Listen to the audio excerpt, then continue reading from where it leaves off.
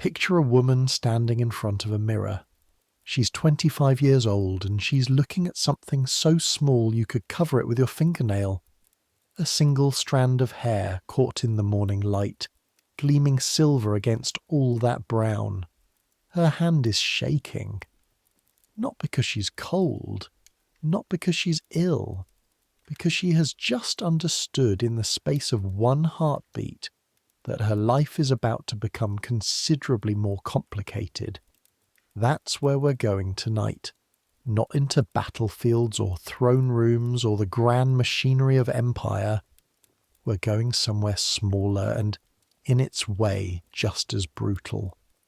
We're going into the dressing room of a Victorian woman who's just found her first grey hair at 25, and we're going to live every single moment of what comes next. The remedy she'll reach for, the chemicals she'll put on her scalp, the smell of those chemicals, which is not a pleasant smell, not even close, the way her hair will feel 3 months later when it comes away in the brush in quantities that make her stomach drop, the burns, the staining, the extraordinary lengths she'll go to in order to look like herself again, because in Victorian England, looking like yourself is not a luxury, it is a survival skill. So, I make these history stories, and I genuinely don't know if you're listening to this at midnight because you find Victorian beauty disasters genuinely relaxing, or if you've simply run out of other things to listen to and somehow ended up here, in the dark, learning about lead acetate and its effects on human scalp tissue. Either way, welcome. Subscribe if you haven't. Get yourself comfortable. The lights are low where you're listening, I hope, because where we're going you'll want the dark. Here we go. Your eyes open, and the first thing you feel is the weight of your own hair. Not metaphorically, physically. The pins you put in last night are pressing into your scalp at 4 separate points, and the mass of hair they're holding, coiled and pinned and secured with a particular ferocity that Victorian hair arrangement requires, has shifted slightly while you slept. One of the back pins has worked itself loose. You can feel the whole edifice listing fractionally to the left, like a building that's had its foundations undermined. You were 24 when you went to sleep. You're 25 today. Your birthday is in 11 days, which means you're not yet 25 in the official sense, but you're 25 in the sense that matters, which is that your body has decided to announce it. The room is cold. December in London means the fire went out sometime round 2 in the morning and hasn't been relit, because the girl who relights it doesn't come until 6:30, and it is now approximately 20 past.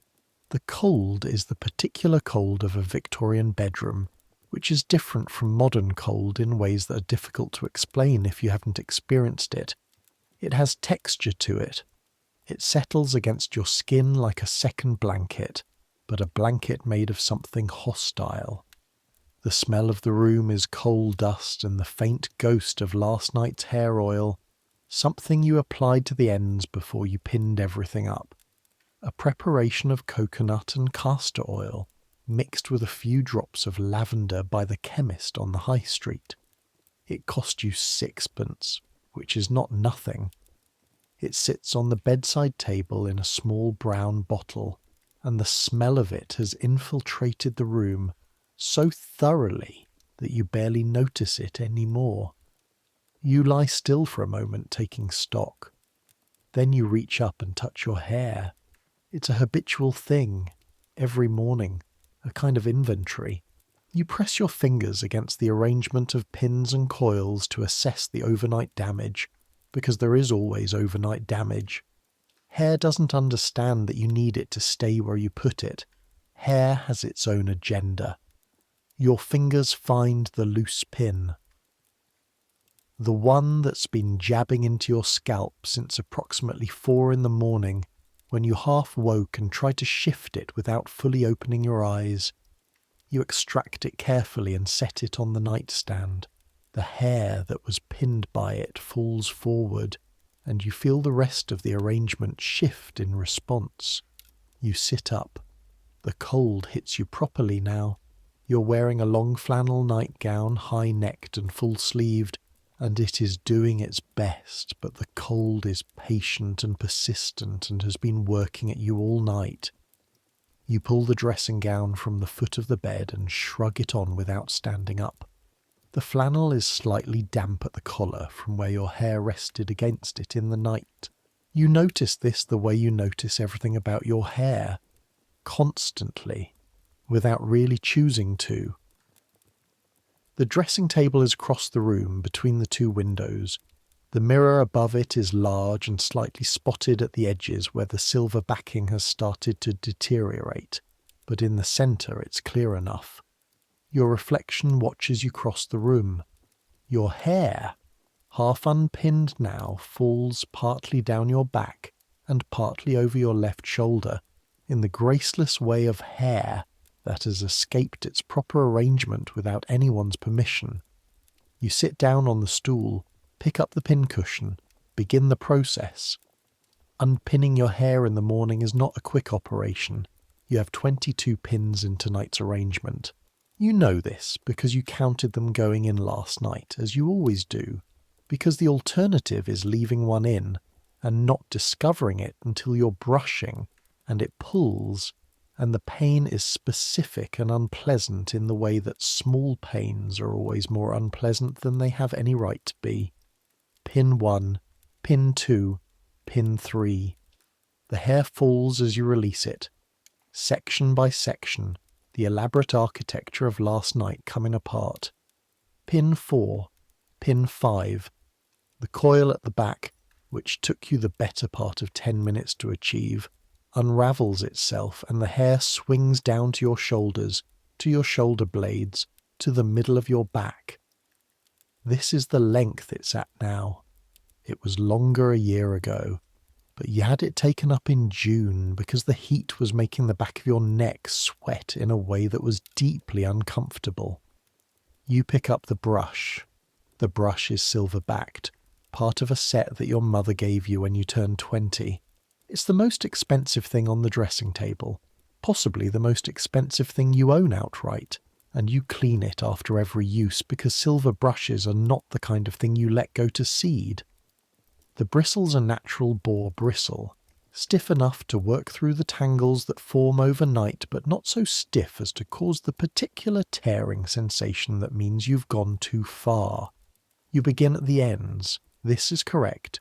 You work upward, section by section. The brush finds the tangles and works through them with the slightly tugging resistance that means everything is proceeding normally, except the morning light coming through the curtains is pale winter light, which is not good light, not flattering light, but it is honest light. It falls across the section of hair you're currently brushing, and you see it. One hair, one single hair, running through the brown like a thread of silver wire. Bright, unmistakable.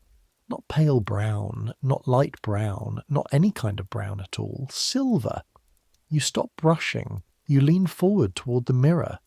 You're 24 years and 354 days old, and you're looking at your first grey hair, and your hand has, without your permission, begun to shake. Pull it out. The thought arrives immediately before any other thought. Pull it out right now. You reach up, pinch the hair between your thumb and forefinger, feel its texture, which is slightly coarser than the surrounding hairs, and for a moment you just hold it. You've heard what they say about pulling out grey hairs, that 3 grow back in its place, that it makes it worse, that the sensible thing is to leave it. You pull it out. There's a brief sting at the root, and then the hair comes free and you hold it up in the winter light. It's approximately 8 inches long. The first inch at the root is perfectly white. Not silver exactly, not when you look closely. White. Then it shifts, almost imperceptibly, towards something that might generously be called silver, and then it ends. You put it on the dressing table and stare at it. Then you look back at the mirror and begin searching your hair with a different kind of attention now. The attention of someone who has just found evidence of something and needs to know whether this is an isolated incident or the beginning of something larger. Your fingers spread through the sections, pulling them apart, examining them in the winter light. Nothing, nothing, nothing. A single hair near the left temple that is perhaps slightly lighter than its neighbours, but that might be wishful thinking or the light. Nothing, nothing. One. There's one more. Near the crown.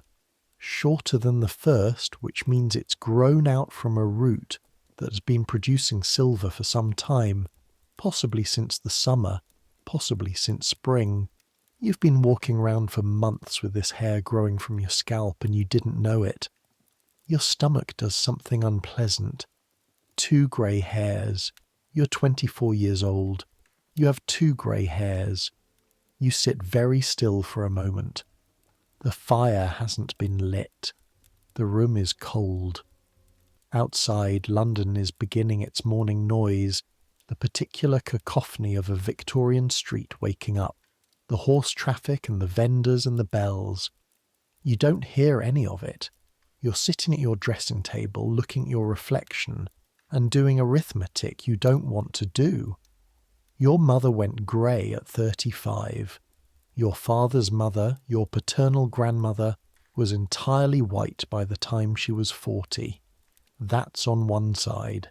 On the other side there is your aunt, your mother's sister, who's been using something on her hair for years, something she gets from a chemist in Mayfair, something expensive that she will not discuss except to say it's necessary, by which she means something she absolutely refuses to be more specific about, which means it's a dye. You have always privately judged your aunt for this. You pick up the brush again and begin to brush, more slowly this time, and you think about what 2 grey hairs at 24 means in the London of 1887. It means first that you are visibly aging, which is not permissible. Not at 24. 24 is supposed to be the good years, the years when your hair is at its fullest and your complexion is still holding and your figure is still cooperative. At 24 you should not be dealing with grey hairs. Grey hairs are for women in their 30s, comfortably married women who have produced children and earned the right to a few silver threads. Not for you, not now, not yet. It means, second, that other people will eventually notice. This is the thought that follows immediately after the first one, and it is somehow worse. Your mother will notice. Your mother notices everything about your hair, has been noticing everything about your hair since you were old enough to have hair worth noticing, has opinions about your hair that she expresses with a frequency that suggests she thinks about it considerably more than you would like her to. Your mother will say something. She will say it in the tone she uses for observation she intends to be helpful, which is a tone that strips the skin from you in the politest possible way. Your employer, Mrs. Hartley, will notice, or her eldest daughter will notice and mention it to Mrs. Hartley. The daughter is 16, and notices everything with the bright attentiveness of someone who's not yet learned that there are things it's better to pretend not to see. The men at your cousin's party next Thursday will not notice, because men never notice anything about your hair unless it's falling out of its arrangement, in a way that suggests you're either absent-minded or careless. But they will certainly notice if you become the kind of woman who is described as having gone a bit grey. And isn't it a shame? She used to be quite handsome. You pull the brush through your hair and think about your aunt in Mayfair and her expensive thing from the chemist. The fire girl knocks at the 7:15, and you call her in, and she lays and lights the fire with the practised efficiency of someone who has done this exact thing several thousand times, and within 10 minutes the room is beginning to warm at its edges, the cold retreating toward the corners and the window glass, and you're still at the dressing table, rearranging your hair into its proper architecture.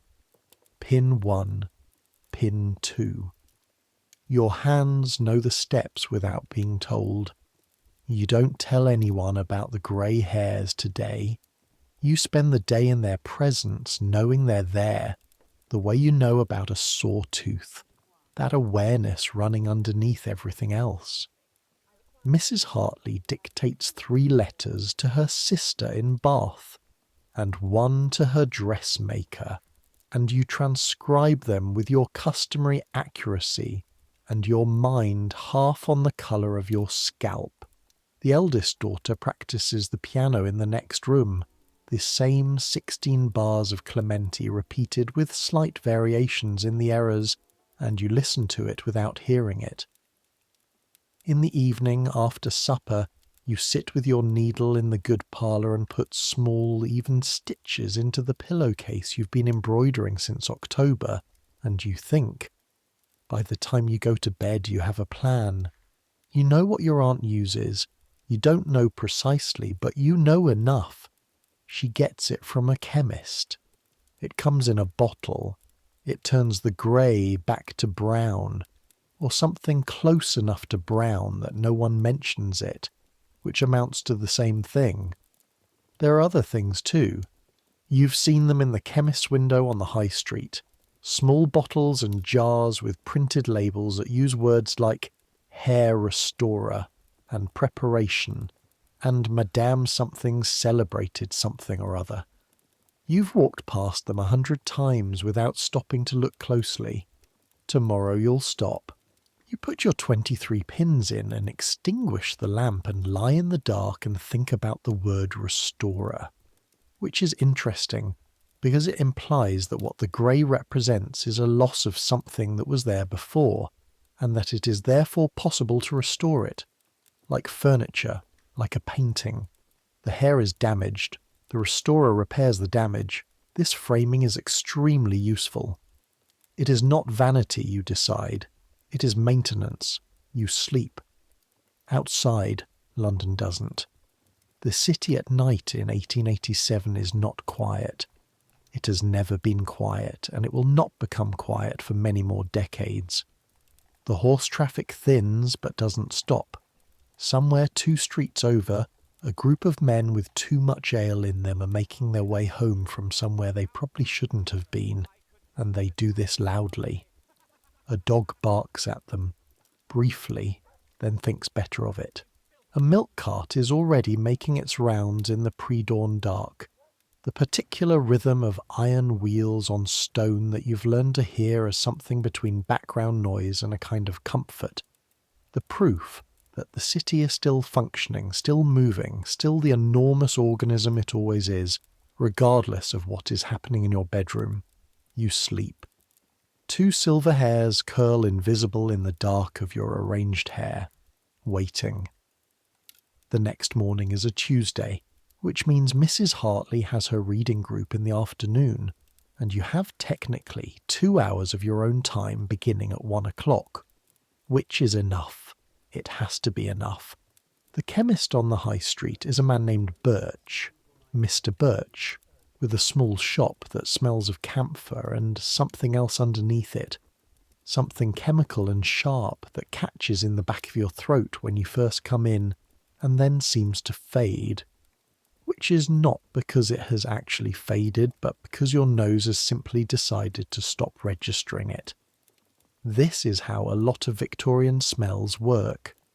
The city is so thoroughly soaked in so many competing chemical presences that your olfactory system has essentially developed a triage system. This smell will not hurt me immediately. Continue. Mr. Birch is behind the counter, making up a preparation in a small glass vessel. He looks up when you come in, assesses you with the particular efficiency of a man who's been identifying his customers' problems before they can articulate them for the better part of 30 years, and says with great tact, "How can I help you today, miss?" "Hair preparations," you say, and your voice comes out quite steady, which is something of a relief, because you've been rehearsing this conversation in your head since approximately 6 this morning, and you are not entirely sure the steadiness would hold. I'm interested in hair preparations. Specifically, you pause. There is no polite way to say this. Specifically the ones that address discoloration. Mr. Birch nods. Nothing in his face suggests that this is an unusual request. His face is carefully arranged to suggest nothing except professional attentiveness. You appreciate this. You appreciate it enormously. Certainly, he says, if you'd like to come and look. He leads you to the section of the shop that you have previously walked past without looking at too closely. It is a set of shelves arranged on the left wall, 3 shelves, each one holding an assortment of bottles and jars and boxes of varying sizes, and you look at them properly for the first time, and what you feel is something between relief and bewilderment, because there are more of them than you expected. Many more. Victorian hair dye is not a niche product. This is the first thing you need to understand. And when I say it's not niche, I need you to understand what I mean in the context of 1887 London. This is not a small collection of experimental preparations used by a few desperate women. This is an entire industry. These shelves hold products from France and Germany and America, and at least 3 different English manufacturers, and they all promise, in various degrees of confidence, and in varying combinations of Latin and English and French, to address the precise problem you're standing in this chemist shop with 2 silver hairs in your head to solve. You look at the bottles. The first one that catches your attention is in a dark glass bottle with a gold-printed label. Madame Rachel's Hair Colour Restorer, 2 and 6pence. The illustration on the label shows a woman with extremely elaborate hair in a style that would have been fashionable about 15 years ago, suggesting that the illustration predates the current product, or possibly that Madame Rachel herself predates the current product, or possibly that Madame Rachel is not a real person, but a name chosen to evoke a certain kind of knowing Frenchness, the implication being that French women understand hair in ways that English women do not. Beside it, a smaller bottle with a cork stopper and a paper label handwritten in ink. Genuine Grecian Water. Price 6pence. The handwriting is Mr. Birch's, you assume. The bottle contains a liquid that is, through the dark glass, impossible to assess. Then a tin box with a printed label showing a Greek column. Professor Somebody's original liquid hair dye, guaranteed to produce natural-looking results in all shades from light brown to deepest black. Apply with sponge. Keep away from clothing. A bottle simply labelled number 7 hair preparation, with no other information except a price of 1 shilling and 4pence. Beside it, a French preparation in a bottle with a blue wax seal, Eau médicamentée pour les cheveux, which translates to something like medicinal water for hair, a description so vague as to be essentially meaningless, but which carries the authority of French phrasing. And more. More beyond these. Jars of dark paste, bottles of various sizes and colours, a preparation that appears to be a powder to be mixed with something, with instructions on the lid. What's in them, you ask? Mr. Birch, who is still beside you, waiting with the patience of someone long accustomed to waiting, says, "The preparations vary considerably. The Grecian Water is a lead-based formula, quite effective, though it needs regular application to maintain the result. Takes some time to work. You'd apply it to the hair over a period of days or weeks, and the colour builds gradually. Lead, you say. Lead acetate, he says, which is the active ingredient in most preparations of that type. It reacts with the sulfur in the hair protein and deposits a dark compound. quite reliable for achieving darker shades. You look at the bottle of Grecian Water, 6p. You think about what you know about lead, which is not very much in the scientific sense, but is enough in the general sense that you know it's not a substance you would voluntarily ingest. Is it safe? Mr. Birch makes a gesture that is not quite a nod and not quite a shrug, and is instead something in between, a gesture that you will come to understand as meaning it is what it is, and we don't ask too many questions.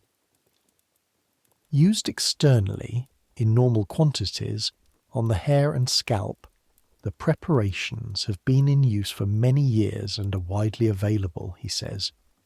The instructions recommend keeping it away from the face.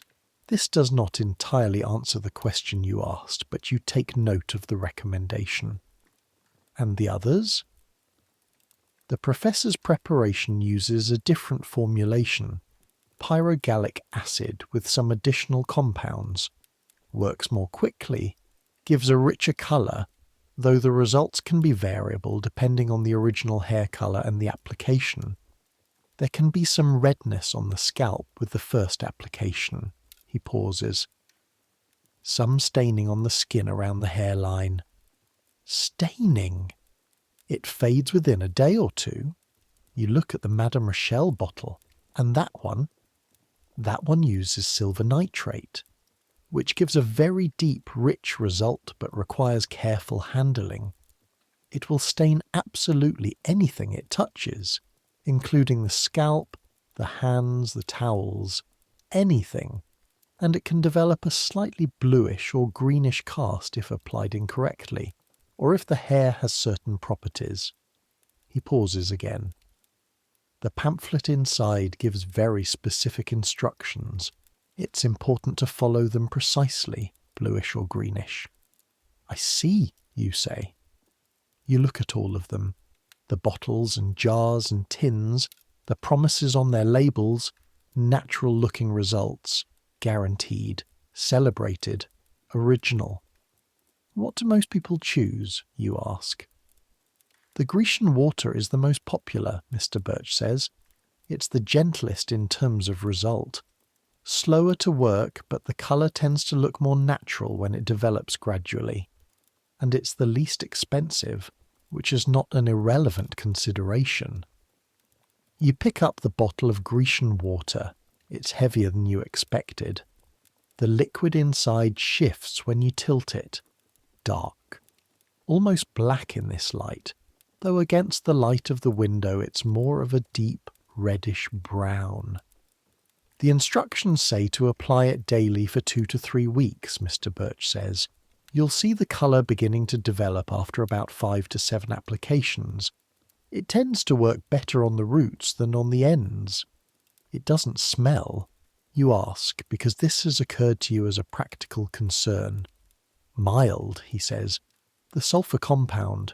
You may notice it more in the first few applications. It dissipates. Sulfur. You think about sulfur. You know what sulfur smells like from the matches and from the chimneys, and from the particular quality of the air on certain mornings when the wind comes from the east and brings the river with it. Sulfur smells like something being ruined. You buy the Grecian Water. 6p, which is not nothing but is also not beyond you. The cork is sealed with a small piece of soft wax, and Mr. Birch wraps the bottle in a square of brown paper and ties it with a small length of string. The whole transaction has taken perhaps 10 minutes. You leave the shop with the paper package under your arm and step back into the Tuesday street. The air outside hits you immediately. Coal smoke and horse and the cold, wet smell of December stone. After the camphor and chemical sharpness of the chemist's shop, the street air is, paradoxically, fresher, or at least more familiar. Your nose reinvents itself. You begin to walk. You hold the package against your side and think about lead acetate. Here's what you don't know, standing on this Tuesday street in December of 1887, holding your bottle of Grecian Water. Lead acetate is also called sugar of lead because it has a faintly sweet taste, which is how some people discovered it early on, which is a fact so alarming that it should perhaps have prompted more questions than it historically did. It was used medicinally for centuries before it was used cosmetically, applied to wounds and skin conditions and various complaints that a physician of previous centuries might have addressed with lead in one form or another. The Greeks used it. The Romans used it. The Romans mixed it into their wine, which is one of the theories for why Roman civilization produced some of the lead poisoning symptoms that historians later identified in the ruling classes, but that's a different story. For your purposes, the relevant property of lead acetate is this. It reacts with the keratin proteins in your hair, specifically with the sulfur bonds that give hair its structure and its ability to be shaped and styled, and it deposits a dark compound called lead sulfide in the hair shaft. This compound is dark brown to black, depending on concentration. It builds up over repeated applications, which is why the instructions say to use it daily for 2 to 3 weeks. You're essentially staining your hair from the inside, molecule by molecule, using a heavy metal compound. The stain doesn't wash out easily. This is the point. This is what makes it effective. The lead sulfide sits in the hair shaft and resists your normal washing routine. In exchange for this persistence, it asks only that you absorb a certain amount of lead through your scalp with every application. You don't know any of this yet. What you know is that the bottle is in your pocket, and Mrs. Hartley's reading group ends at 4, and you need to be back to help with supper at 5:30, which leaves you sufficient time, barely, to try the first application before you have to present yourself in the kitchen looking like yourself, and not like someone who has been experimenting with Victorian hair chemistry. You walk home. Your lodgings are on a street 2 turnings east of Mrs. Hartley's house, in a terrace house that has been converted into rooms for respectable working women. There are 4 of you in the house. You have the back room on the first floor, which overlooks the small garden, which in December contains a leafless apple tree and a great deal of mud, and a cat who belongs to the downstairs neighbour and treats the garden as personal territory. The room costs 7 shillings a week, including the fire service and the use of the kitchen, which is a reasonable rate for the location. You go straight up to your room. The light is still adequate for this, the winter afternoon hanging on but only just. You open the brown paper package and look at the bottle of Grecian Water. The instructions are printed on a small piece of paper folded around the bottle and secured under the string, and you read them through once carefully. Apply to the hair with a fine comb, working from the roots outward. Avoid contact with the face and hands as much as possible. Allow to dry naturally. Use daily for 2 to 3 weeks. Do not apply to irritated or broken scalp. Fine comb. You have a fine comb. It's the one you use for the back of the neck hairs and the small wisps at the temples that resist being pinned. You take your hair down. The 23 pins go onto the nightstand in their familiar cluster. Your hair falls to your shoulders to the middle of your back. You uncoil the sections and let them hang loose, and you look at yourself in the dressing table mirror. The grey hairs are there. You can see them now that you're looking. The 2 you found yesterday, and possibly a third near the crown that you may or may not have identified properly. They catch the afternoon light. You uncork the bottle. The smell hits you immediately and comprehensively. It is exactly what Mr. Birch said. Sulphur. But saying that it smells of sulphur is like saying that a Thames flood smells of water. Technically accurate and completely inadequate. The smell is sulphur and something else underneath it. Something metallic and slightly sweet. And something else beneath that. Something you don't have a name for, but that instinctively seems like the kind of smell that ought to be happening somewhere other than your bedroom. You hold the bottle away from your face for a moment. Then you take the fine comb, dip it into the liquid and begin. The preparation is cold against your scalp. You work along the part first, dipping the comb again after each pass, and the cold trickles of liquid find their way through the hair and reach the scalp with a slight sensation that you will describe to yourself, in the interest of continued application, as tingling. It is tingling. It is not burning. It is simply the sensation of something cold and active being applied to skin that is somewhat sensitive in the way that all scalp skin is sensitive. The smell intensifies as you work. This is partly because more of the preparation is now in your hair and therefore closer to your nose, and partly because the warmth of your scalp is releasing more of the volatile compounds from the liquid. Your bedroom smells now like a small chemical event. You open the window a crack, and a night of December air comes in, and this helps a little. You work methodically, root to tip on each section. The preparation goes on quickly enough. Your hair is absorbing it unevenly, you think. Some sections feel wetter than others, and the liquid is dark against the brown of your hair, a deep reddish black that you find somewhat alarming in its intensity. Your hands are getting stained.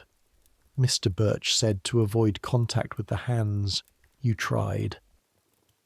But the comb kept dripping, and at some point your left hand held a section of hair, and the preparation ran down the strand and found your fingers. And now the tips of 3 fingers on your left hand are undeniably darker than they were when you started. A brownish-grey colour, not severe, possibly something that will wash off. You put the cork back in the bottle and look at your hands. The stain on the fingertips is drying to something more like dark brown in the afternoon light. You go to the washstand and scrub with the soap that sits beside the basin. Cold water and plenty of it, and the soap is good strong soap because the soap in this house is not the expensive kind. The stain on the fingertips lightens. It does not entirely disappear. You look in the mirror. Your hair is wet with the preparation, which gives it a slightly darker appearance than usual, a damp-looking shade that is not quite your natural colour and not quite what the preparation will eventually produce. The smell is, it must be admitted, considerable. You will need to leave the window open for some time. You repin your hair loosely, not the full architectural arrangement, but enough to keep it contained while it dries, and you sit by the window with your hands in your lap and the December air coming in cold and sharp, and wait. Here is what will happen over the next 3 weeks, though you don't know this yet either. By the 5th application you will begin to notice something. Not colour, not exactly, or not colour you can be certain about rather than imagining. But the 2 silver hairs, examined in the morning light, will appear slightly different. Less white at the root. Something in the general direction of darkened, though whether this is the preparation or the light or wishful thinking is not entirely clear. By the 10th application, the smell in your room will be a permanent feature that you have ceased to notice, but that Mrs. Henderson in the room below you has noticed and mentioned to the landlady in terms that suggest mild concern. You will have told the landlady it's a medicated preparation for a scalp condition, which is, you will reason, technically within the realm of possible interpretations. By the 15th application, the grey hairs will be unquestionably darker. Not brown, exactly. Not the original colour. Something between the grey and the brown, a kind of subdued shade that reads as natural in dim light, and as something slightly off in bright light, like a patch in a painting where the artist matched the colour almost perfectly but not quite. and your scalp by this point will have begun to do something that the instructions did not mention in so many words, though they did say to avoid applying to irritated skin, which in retrospect was a hint you might have paid more attention to. Your scalp will itch, not everywhere, in specific spots, particularly along the part line where the concentration of preparation has been highest, and at the crown where you've been applying extra concentration in the hope of achieving a better result. The itch is intermittent and can be managed by not scratching it, which is the kind of advice that is simultaneously correct and completely useless, because the itch is specific and insistent and your fingernails exist, and the combination of these facts means you scratch it, and scratching breaks the skin slightly, and the skin that is broken then has the preparation applied to it the next morning. And what happens to a small open wound when a lead solution is applied to it is not a comfortable thing. By the 18th application, you will have a sore on your scalp the size of a small coin, directly at the crown, that has become a fact you are managing rather than a temporary inconvenience. You will part your hair differently to accommodate it. You will apply the preparation around it carefully. It will heal and return and heal and return. But this is all in the future. Right now, you are sitting by the window in the December cold, with wet hair and stained fingertips and the smell of sulfur in the room, and you are feeling, beneath all of the practical anxiety, a small cautious bloom of something almost like hope. The grey hairs will be hidden. The preparation is working, presumably. This is manageable. You don't know yet how much you don't know. By the end of the first week of January, you've established the ritual so thoroughly that it no longer feels like something you're doing. It feels like something that simply happens, the way breathing happens or walking, or the endless small transactions of daily life. You wake, you unpin, you brush, you apply. The smell has become so much a part of the morning that you only notice it on the days when you skip an application, which you do occasionally, and on those days the absence of the smell is itself a kind of presence, a gap in the morning that feels like something missing. Your hair is darker at the root now, noticeably darker, in a way that you can see clearly in the morning mirror. The 2 silver hairs you found in December are invisible, or close enough to invisible that you have stopped searching for them. There may be others. In fact, there are definitely others.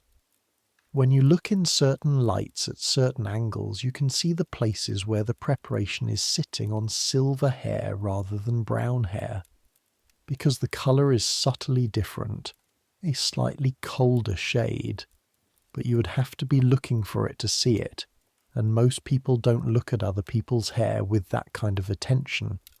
You think you're winning. You're not winning. But you think you are, and this is important because it is exactly the kind of thinking that Victorian women were encouraged to do by the Victorian hair preparation industry, which was extremely invested in you believing that the results were good and the cost were worth it, and that everything was going according to plan. It is not going entirely according to plan. The scalp at the crown is not healing the way you'd like. You've been careful about the sore, as careful as you can be while also applying the preparation every morning. You've been using it slightly diluted there, a few drops of water added to the comb before the preparation to reduce the concentration. This is not in the instructions. You invented this modification yourself, and it may or may not be effective, but it makes you feel like you're doing something, and sometimes that's the closest you can get to actually helping. On a Wednesday in the second week of January, Mrs. Hartley asks you, very gently, and with her characteristic blend of kindness and total tactlessness, whether you've changed your hair. You're transcribing a letter to the solicitor at the time. Your hand pauses for half a second over the page. I've tried a different preparation, you say, for the scalp. You do not look up from the letter. It looks darker, Mrs. Hartley says, at the root. You say. There's a brief silence. My cousin used something like that, Mrs. Hartley says, in the tone of someone who is technically complimenting you but wants it understood that they know what they're looking at. She found it very effective. She pauses. For a while. For a while, you repeat. Until she stopped, Mrs. Hartley says. Or couldn't. It's difficult when you start, isn't it? You almost have to keep going. She says this with the tranquil certainty of someone who has considered the problem from a position of comfortable distance, someone whose own hair is a perfectly natural iron grey that she wears without a trace of apology, because she is 57 and a widow and does not require anyone's approval for anything. You finish the letter. Mrs. Hartley is correct that it's difficult when you start. This is the trap, though you won't articulate it this way for several more weeks. The trap is not the application is fine. The trap is the discontinuation. Because the lead sulfide in the hair shaft doesn't go anywhere on its own, it stays there. And if you stop applying the preparation while the hair continues to grow, you get a visible line of demarcation at the point where treated hair meets untreated hair meets root growth. The treated section is one shade. The new growth is your natural colour. The grey that was there before is whatever shade the preparation has brought it to. If you stop, everyone will see exactly what you've been doing and for how long. You cannot stop. This is the genius of Victorian hair dye. If genius is the right word for something so comprehensively designed to create dependency while appearing to offer freedom. The choice, once made, perpetuates itself. You have not purchased a product, you have purchased a practice. The product is simply the mechanism by which the practice is maintained. You buy a second bottle of Grecian Water on the following Tuesday. The third week of January brings cold enough to crack the stone on the water trough on the corner, cold enough that the horses blow clouds of breath that hang in the still air, and the puddles on the road are permanently iced over, a grey-white crust that pedestrians skirt around by habit, until some cartwheel breaks through and sends a spray of cold, muddy water across anyone unlucky enough to be nearby. You have been unlucky twice. Your hems are perpetually slightly damp and carry a particular smell of wet wool that is distinctly different from the smell of normally dried wool, a slightly animal smell, slightly fermented, that you manage by keeping your petticoats close to the fire in the evenings. It is on a morning in the fourth week of January that you first notice something new in the brush. You've been brushing your hair for years, hundreds of brushings, thousands probably. You know what normal looks like. You know that hair comes out. Hair always comes out. The brush collects hair the way drains collect it. It's the natural cycle of hair growth and loss, and you've never thought much about it.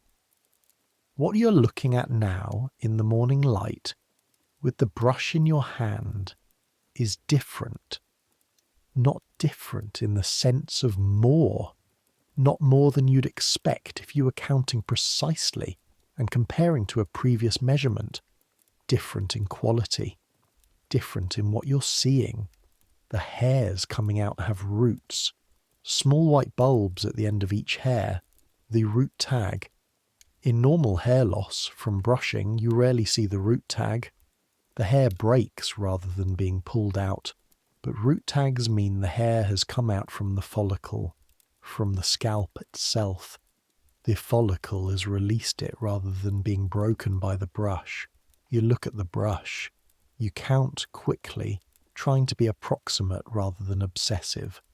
Perhaps 12 hairs, perhaps 15, with root tags on most of them. You put the brush down.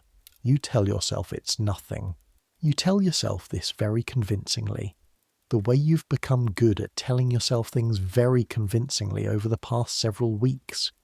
You brush the hairs out of the brush into the wastepaper basket, and you pin your hair, and you go downstairs to breakfast, and you eat your toast and your egg, and you drink your tea, and you are fine.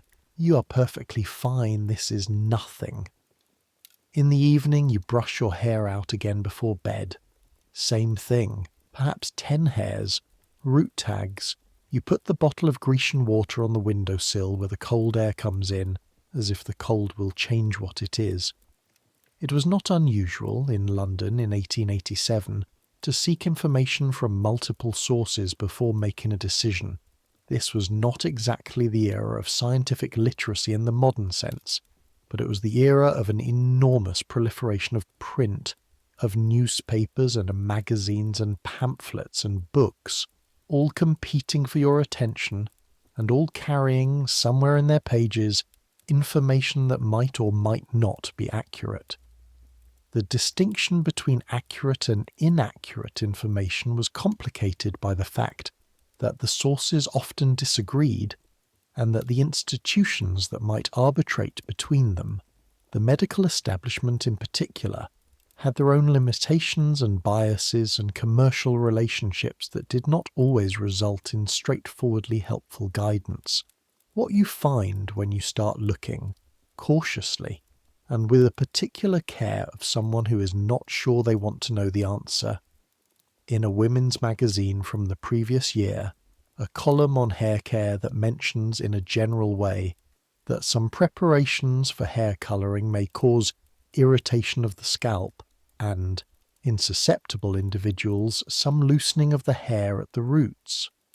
The phrasing, some loosening of the hair at the roots, is doing extraordinary work here, in the way that polite Victorian understatement always does extraordinary work, covering a range of outcomes from mild to genuinely alarming with a single vague phrase.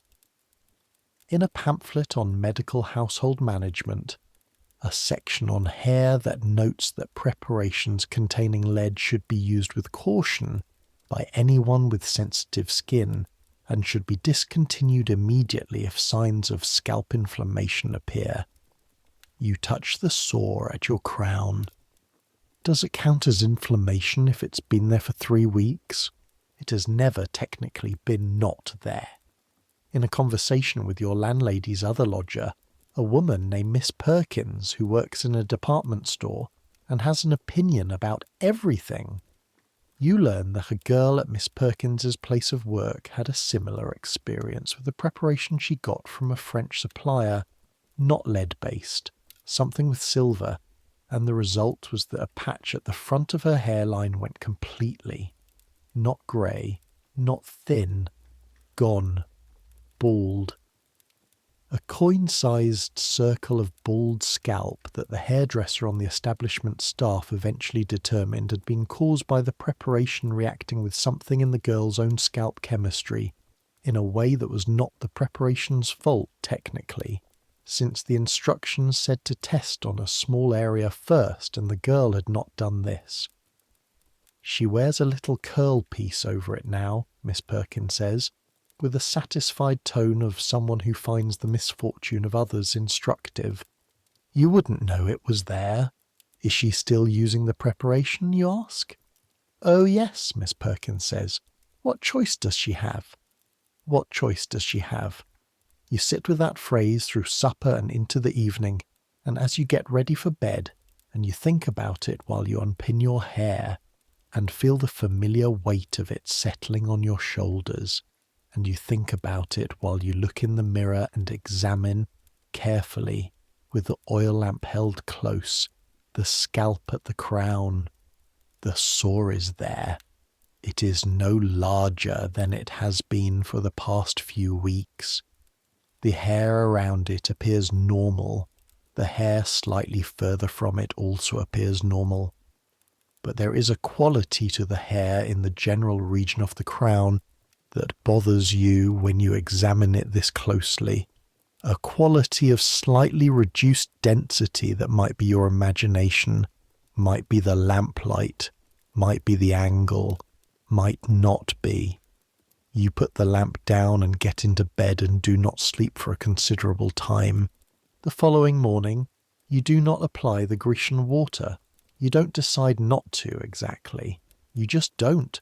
You complete the rest of the morning ritual and you get dressed and you go downstairs to breakfast, and the bottle sits on the windowsill and you don't touch it.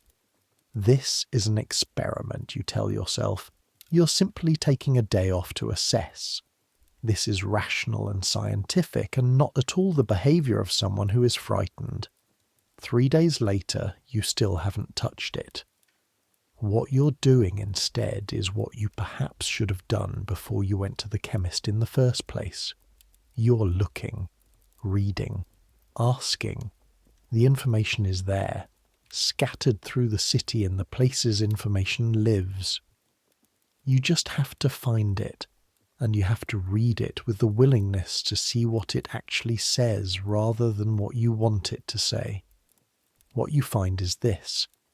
The Grecian water and preparations like it have been in use since at least the 1820s, and possibly earlier.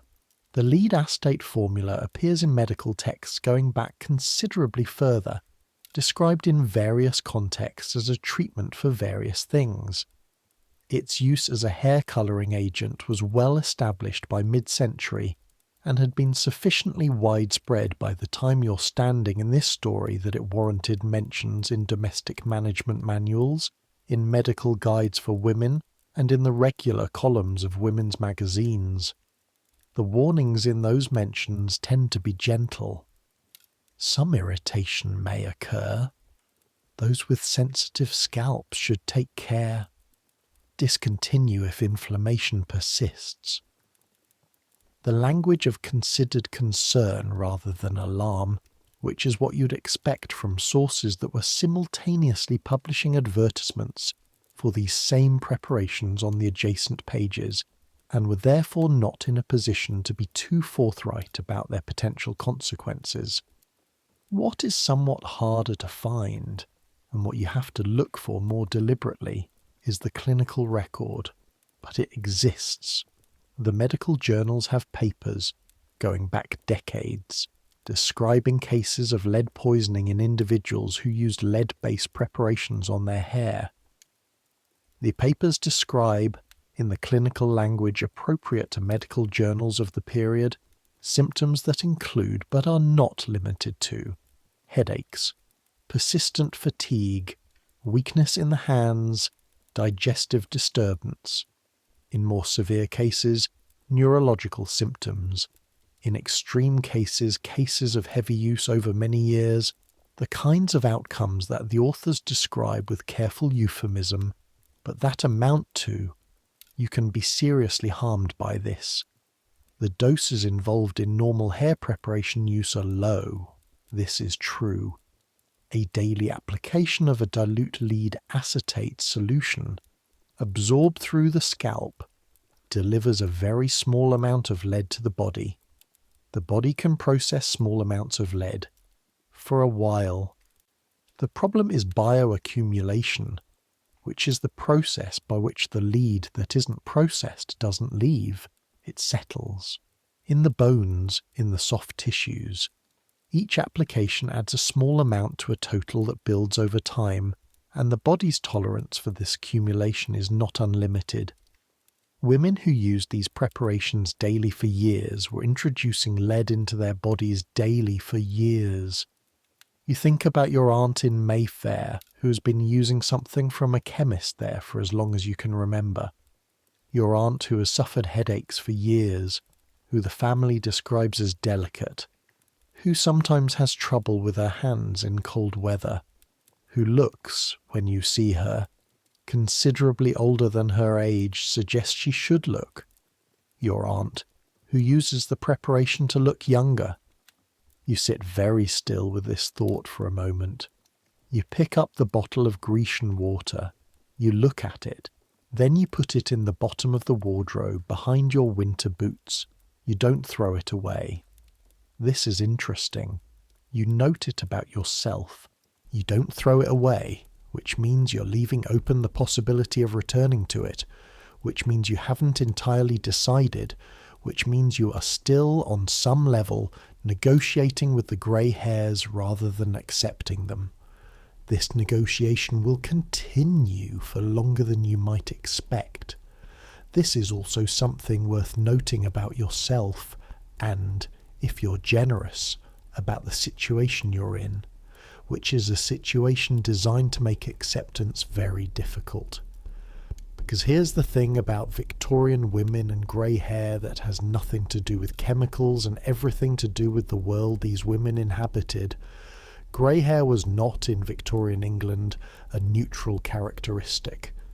It was not something that simply was, the way eye colour simply is, or height, or the particular quality of a voice.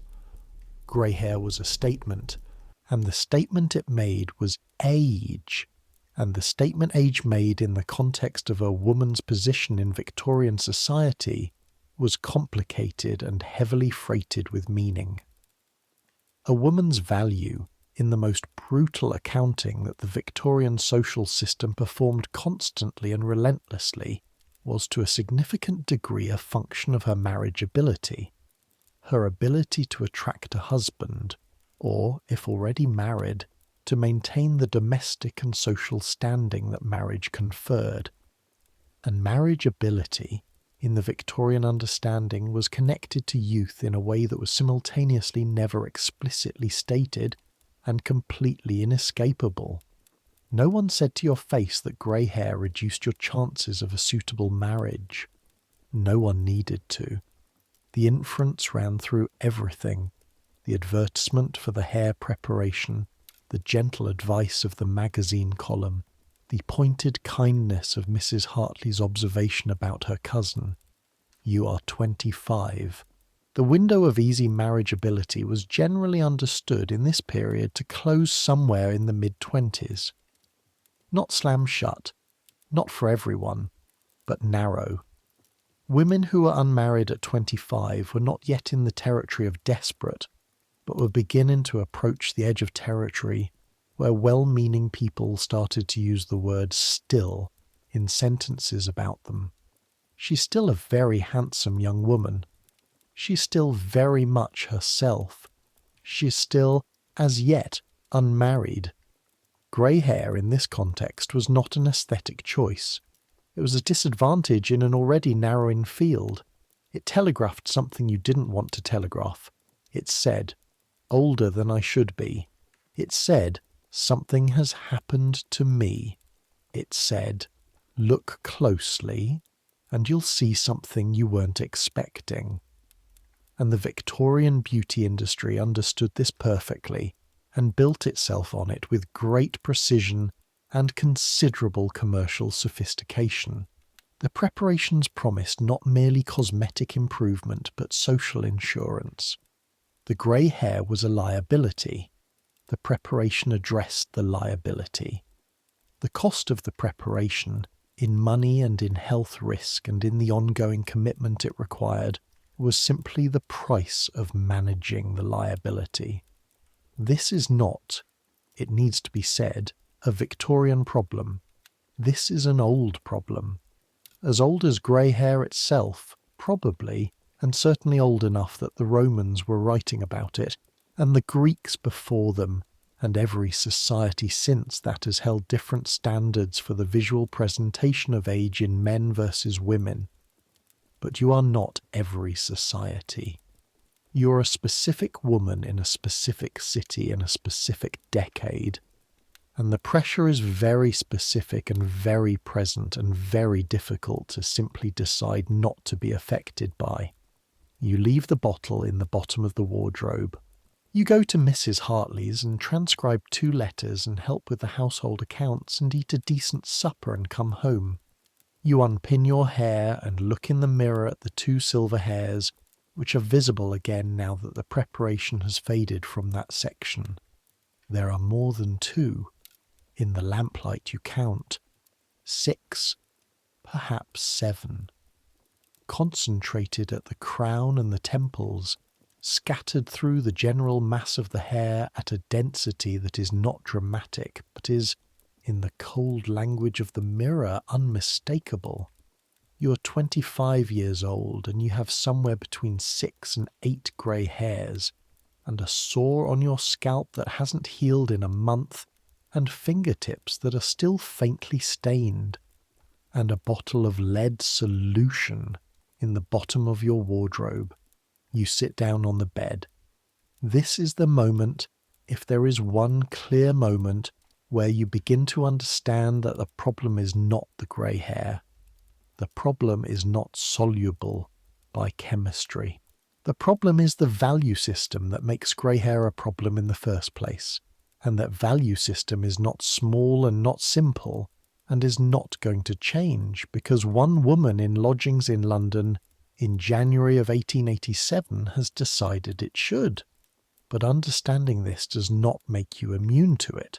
Understanding never does. You can know quite clearly and analytically that the standards being applied to you are unfair, and that the chemical solutions being sold to address those standards are themselves a kind of harm, and still feel, in the privacy of your cold bedroom, the particular weight of living in a world that is watching you fail to meet its requirements. You lie down and pull the blanket over yourself and listen to London, the horse traffic on the street, the distant bells, someone in the house below you, moving around in their room, the creak of floorboards that you've learned to read as Mrs. Henderson's evening routine, the particular sound of the pipes in the cold, a low complaint that you only notice when everything else is quiet. Let me tell you about the other things Victorian women tried on their hair, because the lead preparation was not the only option, and the others are their own kind of story. There was the silver nitrate preparation which Mr. Birch had mentioned. Silver nitrate had been used as a staining and dyeing agent since early in the century, and its application to hair colouring was in chemical terms more direct than the lead method. Silver nitrate applied to hair reacts quickly, darkening on exposure to light and air, and produces a deep, rich colour that can, in ideal circumstances, look quite natural. In less than ideal circumstances, silver nitrate produces a variety of outcomes that its proponents tended to underemphasize. The staining, first. Silver nitrate stains absolutely everything it touches, immediately and apparently permanently.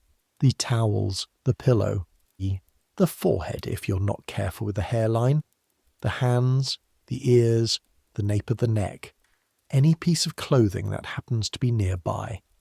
The stain is initially grey-brown and darkens on exposure to light to a deep purple grey that is distinctive and unmistakable, and very difficult to explain away as anything other than what it is.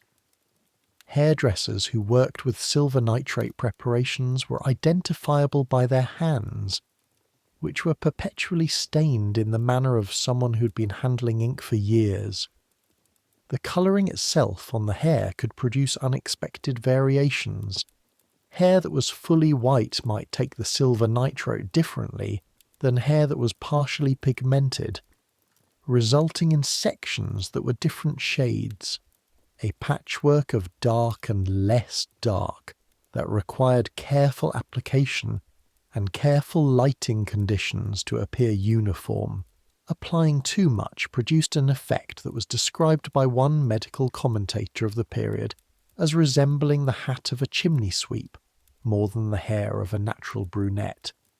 And if you are not precise in your application, if the silver nitrate went onto the scalp rather than purely the hair shaft, it stained the skin there too, which then grew out visibly over the following weeks.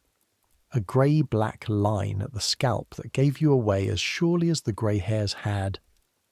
The silver preparations also reacted with other chemicals, with the sulfur in the air, with the residue of other hair products, with, in documented cases, certain metals in jewellery or hairpins, a woman who had dyed her hair with silver nitrate and then wore silver hairpins reported, according to one medical account, finding her hair in the vicinity of the pins turned to a peculiar greenish-black colour that resisted all attempts at removal.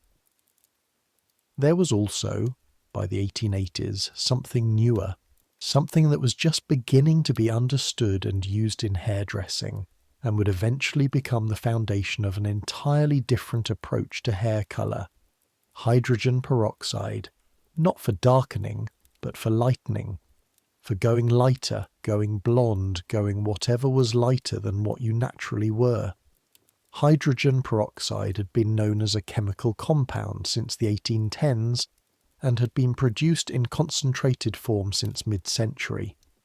But its application to hair was relatively new in 1887, new enough that the methods weren't yet standardized, and the concentrations being used weren't regulated, and the results were, accordingly, variable in ways that were sometimes beautiful and sometimes not. The peroxide bleached the hair by releasing oxygen, which broke down the melanin pigment in the hair shaft. In theory, this was reversible in the sense that new hair growing from the roots would be whatever your natural colour was. In practice, the hair that had been bleached was damaged at the molecular level. The oxygen breaking down the pigment also broke down some of the protein structure that gave the hair its strength and elasticity. Bleached hair was weaker hair. It broke more easily. It dried out. It resisted holding a curl. It had a texture that experienced hairdressers described as feeling like hay, or like the hair of a china doll, a dry, papery quality that was immediately recognizable. And the concentrations being used in the 1880s by amateur applicants working at home with no training and no standardized formulation were not always the mild concentrations that a careful professional might use. Women who were trying to achieve a fashionable shade of golden or ash blonde, who had read about the new peroxide preparations in the women's magazines and ordered them from the chemist or from one of the new department stores, were sometimes applying concentrations high enough to produce chemical burns on the scalp. The burns presented as a sensation of heat during application, which escalated to genuine pain if the concentration was high and the scalp was sensitized by previous treatments. After the preparation was rinsed out, the scalp could be red, tender, and in severe cases blistered. If the burns were repeated because the woman wanted to go lighter than one treatment had achieved, or because she needed to do a root touch-up, the scalp became increasingly sensitive, and the threshold for burning dropped, and the burns came from lower concentrations. Hair loss followed, in some cases. The follicles, embedded in the scalp tissue, responded to repeated chemical injury by reducing or stopping their activity. The hair grew more slowly, or more thinly, or in some cases stopped growing from the most affected areas altogether. And this was for women who were trying to go lighter. For the women who were trying to address grey hair by going darker, the lead and silver preparations had their own contribution to make to the overall picture of Victorian hair, which is, the picture is alarming. The hairdressing establishments of 1880s London offered, if you could afford them, professional application of any of these things. The better establishments employed women who understood to varying degrees the properties of the preparations they used, who had developed through experience some understanding of application technique and concentration and timing that reduced the worst outcomes. These women could not explain the chemistry in any formal sense. They worked empirically, with the accumulated knowledge of many applications, many clients, many results that were better and results that were worse. The results that were worse were not talked about much, because talking about them was bad for business. But if you visited a hairdressing establishment on the better streets of London in the mid to late 1880s, And if you were in the back rooms where the dyeing took place rather than the front where the dressing happened, you would see something that told a story the labels on the bottles didn't. You would see the towels. The towels in a hairdressing establishment that did dyeing work were stained in ways that accumulated and could not be washed out. Silver stains in grey-purple, lead stains in the dark mottling of repeated chemical contact, henna stains in orange-brown. The towels were evidence. They absorbed over time a record of everything that had happened in that room, every application, every result, every head of hair that had passed through and emerged different. And you would see the women who work there, the dressers with their careful, experienced hands, who had been applying these things for years, who handled them without quite the precautions they might have used if the preparations had been formally classified as the hazardous materials they in fact were, because formal classification of that kind was not yet a concept that the regulatory framework of 1887 had fully developed. Some of those women had tremors in their hands. Some of them had skin complaints of various kinds. Some of them had started and stopped the work after a few years and gone on to other employment, for reasons they didn't always articulate fully. The city knows, the city always knows. The knowledge is distributed through the population in the way that all practical knowledge is distributed in cities, passed from person to person through conversation and observation, and the gradual accumulation of experience, without ever being formally assembled into something you could point to and say, here is what we know, here is the complete picture. You know some of it, you are learning more, and what you are learning is sitting in you with an increasing weight that is difficult to describe as anything other than resolve, though the resolve is complicated by the social reality in which it exists, and which does not particularly care about your resolve. In February, which in London is the cruelest month in a different way than it is in other places, because it is the month when the idea that winter might end still seems impossibly far away, and the cold has been going on long enough to feel permanent, you have a conversation with your cousin. Your cousin is 3 years older than you, married for 2 years, with a small house in the more respectable part of the borough, and an opinion about hair that she expresses without much editing. She's the kind of person who says what she means and means what she says and expects others to appreciate this quality in her, which they do and also don't, depending on the specific content of what she is saying.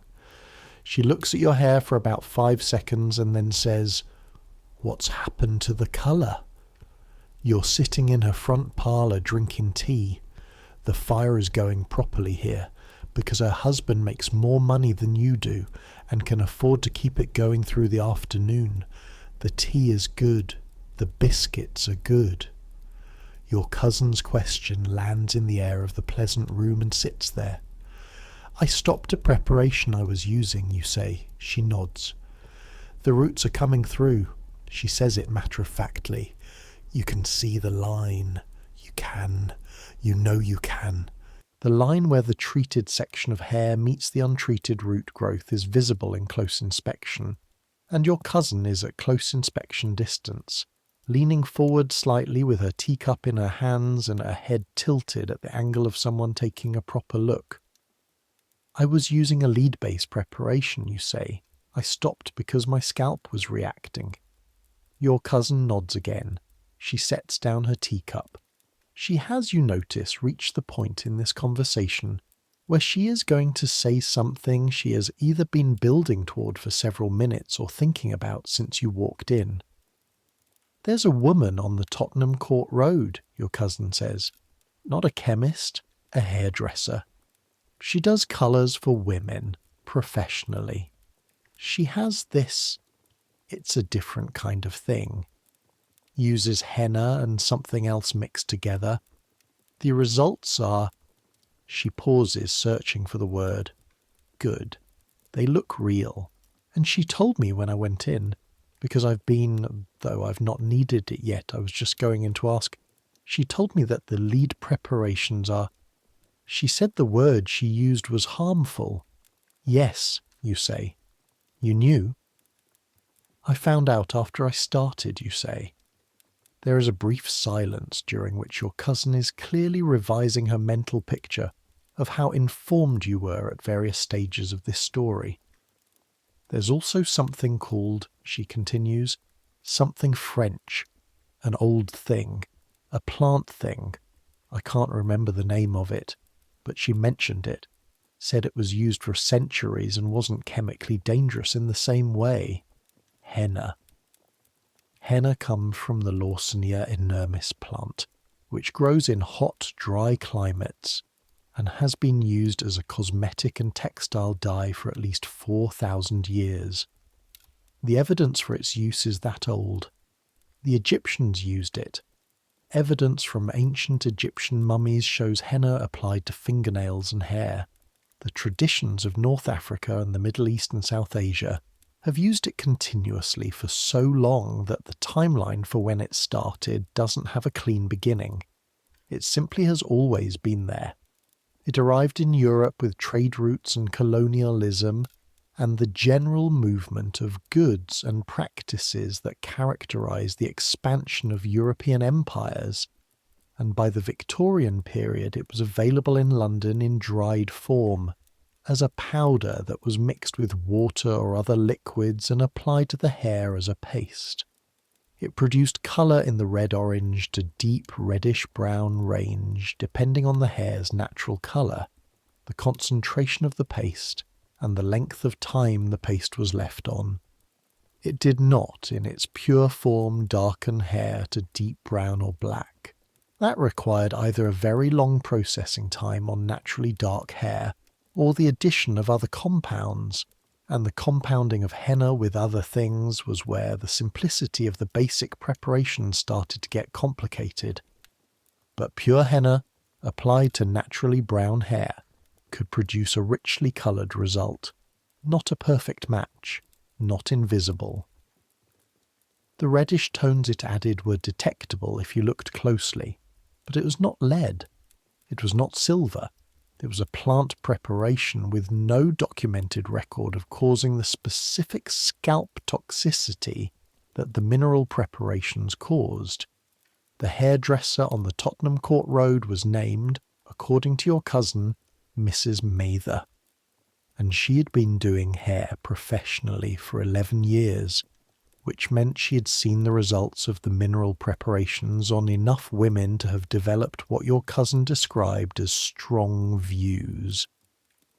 You make an appointment for the following Thursday afternoon. The street when you arrive is busy with the usual Thursday traffic, the weekly market having drawn additional pedestrians and the additional congestion that comes with the extra carts and the people trying to navigate around them. You push through the crowd with the practiced efficiency of someone who has been navigating London crowds for several years now, keeping your elbows at the slightly outward angle that creates space, keeping your pace steady so that the gaps open before you rather than closing, watching the street ahead for the hazards. Horse droppings on the stone, which in February are not drying quickly and must be navigated around. A child with a hoop, running. A woman with a basket who has stopped without warning to inspect something in a window. Two men in conversation blocking the width of the pavement so thoroughly that you have to step into the street for a moment, into the horse traffic zone, and back up again quickly. Mrs. Mather's establishment is at a street number that puts it between a bookbinder's shop and a boot repair. The sign above the door is modest. E. Mather, ladies' hairdressing. The door has a small bell that rings when you push it open. The smell inside is different from Mr. Birch's chemist shop. Still chemical, but differently. Warm. Something floral underneath. Possibly the henna, which when it's mixed and applied has a smell that's been variously described as earthy, as grassy, as something between clay and dried flowers. It's not an unpleasant smell, it's just very specific, the smell of something genuinely organic, genuinely botanical, which is distinct from the synthetic adjacent smell of the mineral preparations. There's a waiting area with 2 chairs and a small table with a magazine on it. A curtain separates the front of the shop from the working area behind. The bell has evidently announced you, because a voice from behind the curtain calls, "Just one moment. Mrs. Mather is not what you expected," which is not entirely clear to you what you expected, but it isn't this. She's perhaps 40, stout, with very dark hair that you immediately wonder about, and the kind of presence that some people have that organises a room around them without their needing to do anything in particular. "Miss," she says, coming through the curtain with her hands folded in front of her. "You give your name. Come through." The back room of the shop is small and very organised. 1 chair, positioned in front of a large mirror with a lamp arranged to light it well. Shelves along 2 walls, lined with jars and bottles and folded towels in shades that tell you something about the work done here. The staining suggesting what has been applied to the towels over the years. Henna orange. Something deep reddish brown. Not the grey-purple of silver nitrate, you notice. Not the dark mottling of the lead preparations. She gestures you to the chair. You sit. She stands behind you, looking at your reflection in the mirror with the particular assessment of someone who has been doing this for 11 years and has developed a set of categories into which new clients are sorted with great efficiency.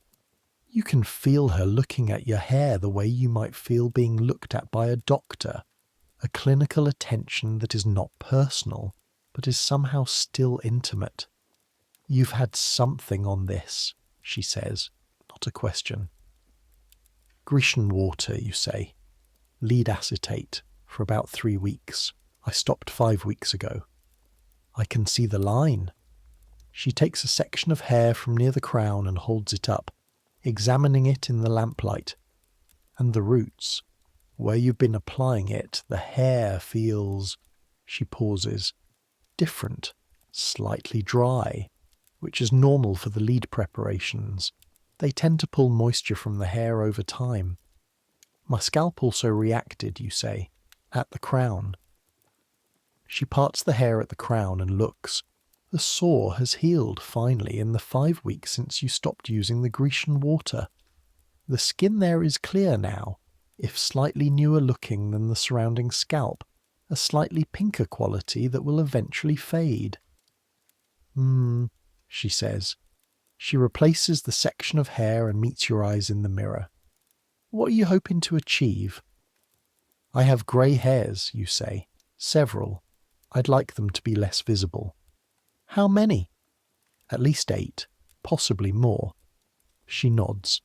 She moves to the shelf and takes down a jar, holds it briefly, puts it back. Takes down another. She does this without explanation, and you have the sense that she's working through something in her head. A calculation specific to your particular hair colour, and the grey distribution you've described and the condition of the treated section. "I can do a henna preparation," she says finally, "which will give you a warm reddish-brown result. The grey will pick up the colour very well. Grey hair takes henna beautifully, often better than pigmented hair.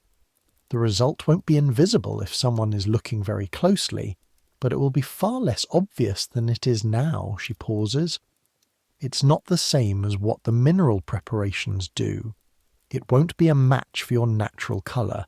It will be a different colour, but it will be a good colour." You look at your reflection, at the hair that is neither fully treated nor fully natural, at the visible line and the silver strands that have come back in the 6 weeks since you stopped the Grecian water. "It doesn't cause hair loss, you say?" "No," she says. "I've been doing this for 11 years. I've not had a client lose hair from a henna application. I've had clients come to me having lost hair from the preparations they were using before. I've had women come in with patches. She says the last word with a particular weight. Patches where the follicles have been damaged, in some cases permanently, from the mineral preparations' long-term use. Permanently, you repeat. In the most severe cases, it's not the most common outcome, she says. But it happens, which is why I don't use them here. I understand why people choose them. I understand that they work in certain ways that other things don't. But I've seen what they can do, and I don't believe the trade is worth it. You sit with this for a moment. The henna preparation, you say, how long would it take? The application takes about 2 hours. You'd need to come back every 4 to 6 weeks for a touch-up as the roots grow. The treated section stays coloured. It doesn't fade significantly. You're not constantly reapplying to the same section the way you would with the mineral preparations. You're just following the new growth.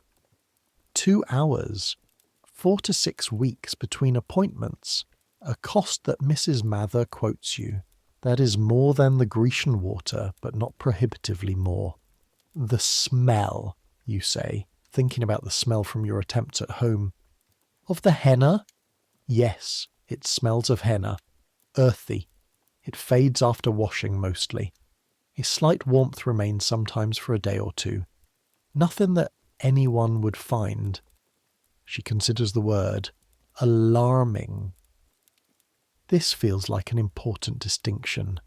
Mrs. Mather applies the henna preparation over the next 2 hours, and you sit in the chair and watch in the mirror as your hair goes from its current uncertain state to a mask of dark reddish paste, applied with a brush in sections, worked through methodically from root to tip in each part.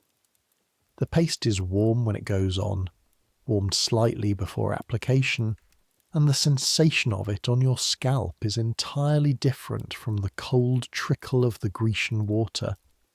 It sits on the hair rather than absorbing into it, a dense coating that gradually cools toward room temperature as it processes. The smell is exactly what she described. Earth and something floral and something dried botanical, and underneath all of it a slight warmth, like something that has been in the sun. Not chemical, not sharp, not the kind of smell that sends you to open a window. You sit under the paste for an hour, with a towel draped over your shoulders and a piece of oilcloth over the towel to keep the paste from dripping on your clothes. Mrs. Mather checks in periodically, lifting a strand to examine the take of the colour, replacing it, saying nothing except the occasional professional affirmation that things are proceeding correctly. During this hour, while you sit with your hair coated in 4,000-year-old botanical preparation, and look at yourself in the mirror, you think. You think about the grey hairs, which are under the paste now and will emerge from it a different colour. You think about the Grecian water in the bottom of your wardrobe, which you have now decided dispose of when you get home, not give to someone else. Dispose of. You think about your aunt in Mayfair who is using something expensive and won't say what it is, who's been doing so for years, who has headaches. You think about the woman at Miss Perkins's department store, with her curl piece over the bald circle at her hairline. You think about Mrs. Hartley's cousin, who couldn't stop. You think about the value system that made all of this necessary, or feel necessary, which is not exactly the same thing, and which you have been turning over for weeks now, trying to find the edges of it, the place where you might stand that's slightly outside its reach. You haven't found that place entirely. You're not sure it exists. Not in 1887 London, not for a woman in your position. But you've found something smaller and more useful, which is this. You can make choices about which parts of this you participate in and how. You cannot refuse the system, but you can choose the least harmful path through it. Henna over lead. Acceptance of some visibility over the pretense of total invisibility. A professional who tells you the truth over a chemist who sells you the most popular product and mentions, as an afterthought, to keep it away from your face. These are small choices. They matter in small ways. When Mrs. Mather rinses the paste from your hair, the water runs the colour of dark clay, reddish-brown and warm, swirling down the drain in the wash bowl with the spent preparation. Your hair underneath is different. Not your natural colour. Not the Grecian Water's cold, slightly artificial deep brown. Something else. A warm reddish-brown that catches the lamplight differently than your hair has before.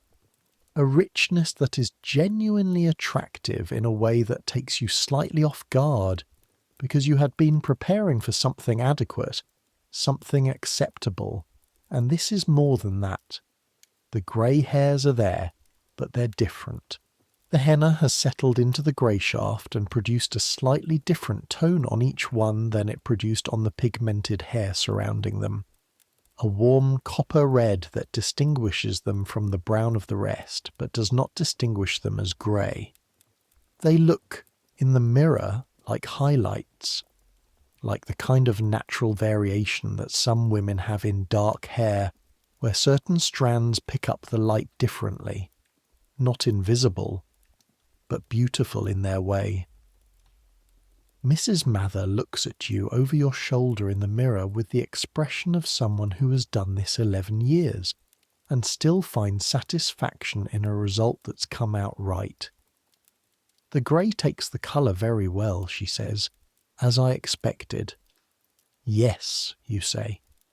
You look at yourself for a moment longer. Then you ask, because you've been wondering since you sat down, your hair, do you use something? She meets your eyes in the mirror, smiles very briefly.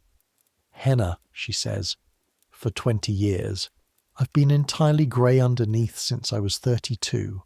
32. You're 25. You will be 32. And by that time, if the pattern continues, the grey will be considerably more extensive than 8 or 10 hairs. By 32, if your grandmother's history is any guide, you may be approaching something like half. Half grey, half brown, the two growing out of the same scalp in whatever proportion the follicles have decided on. And Mrs. Mather is here, at 40, with hair that looks entirely natural if you're not looking for it, warm and dark and well-dressed, and she has been grey underneath for 8 years, and she is thriving. The clients, you say. The ones who came to you with the mineral preparation damage, the patches. Yes. Did the hair grow back? She considers this. In most cases, partially. The follicles in the affected area often recover some function. Not always to the same density as before, and it takes time, a year or more, sometimes longer. She pauses. The ones with extensive damage sometimes chose to cover it with a hairpiece, or with arrangements that concealed the area. And the ones who kept using the preparations instead of stopping? She looks at you steadily. The ones who kept using them, some of them are fine. It's not guaranteed to cause serious harm. Some women use these things for decades without apparent serious consequence. The risk is individual and unpredictable. But some, she agrees, have consequences that are serious. Yes. You put on your coat, you pay Mrs. Mather, you arrange for your next appointment in 6 weeks. You walk home through the February afternoon.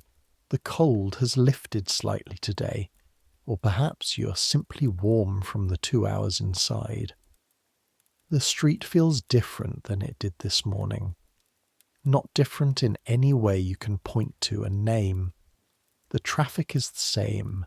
The smell is the same coal smoke and hoarse and cold stone that it always is, but you feel, in the complicated way that follows a decision you've fully committed to, slightly lighter.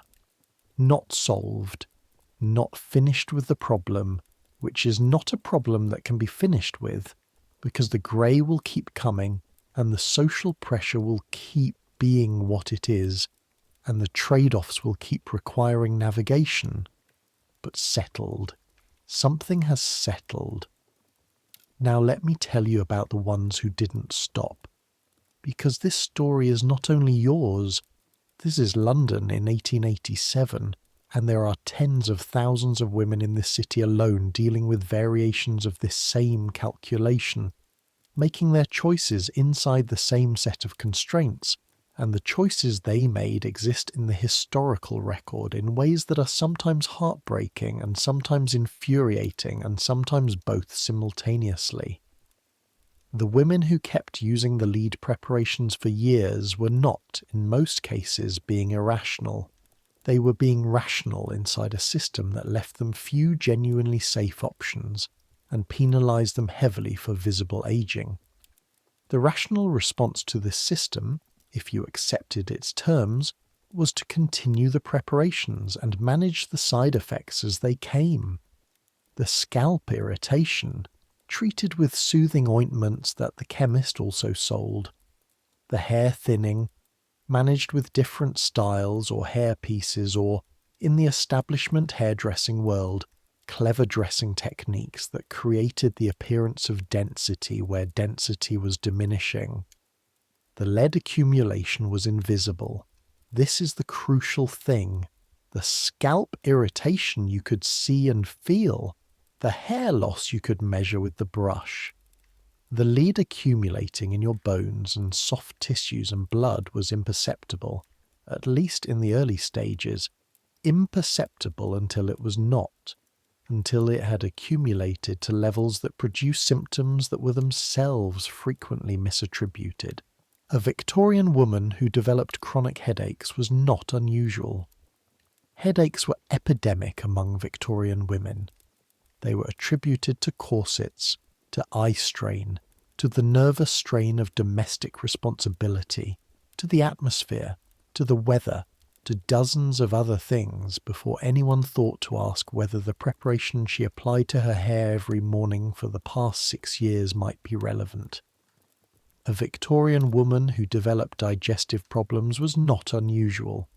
Victorian digestion was a thing of deep cultural anxiety, addressed with an entire industry of tonics and bitters and dietary advice and purges and preparations of various kinds. Lead poisoning can cause abdominal pain and nausea. It can cause constipation. Both of these things were also caused by many other things in the Victorian environment.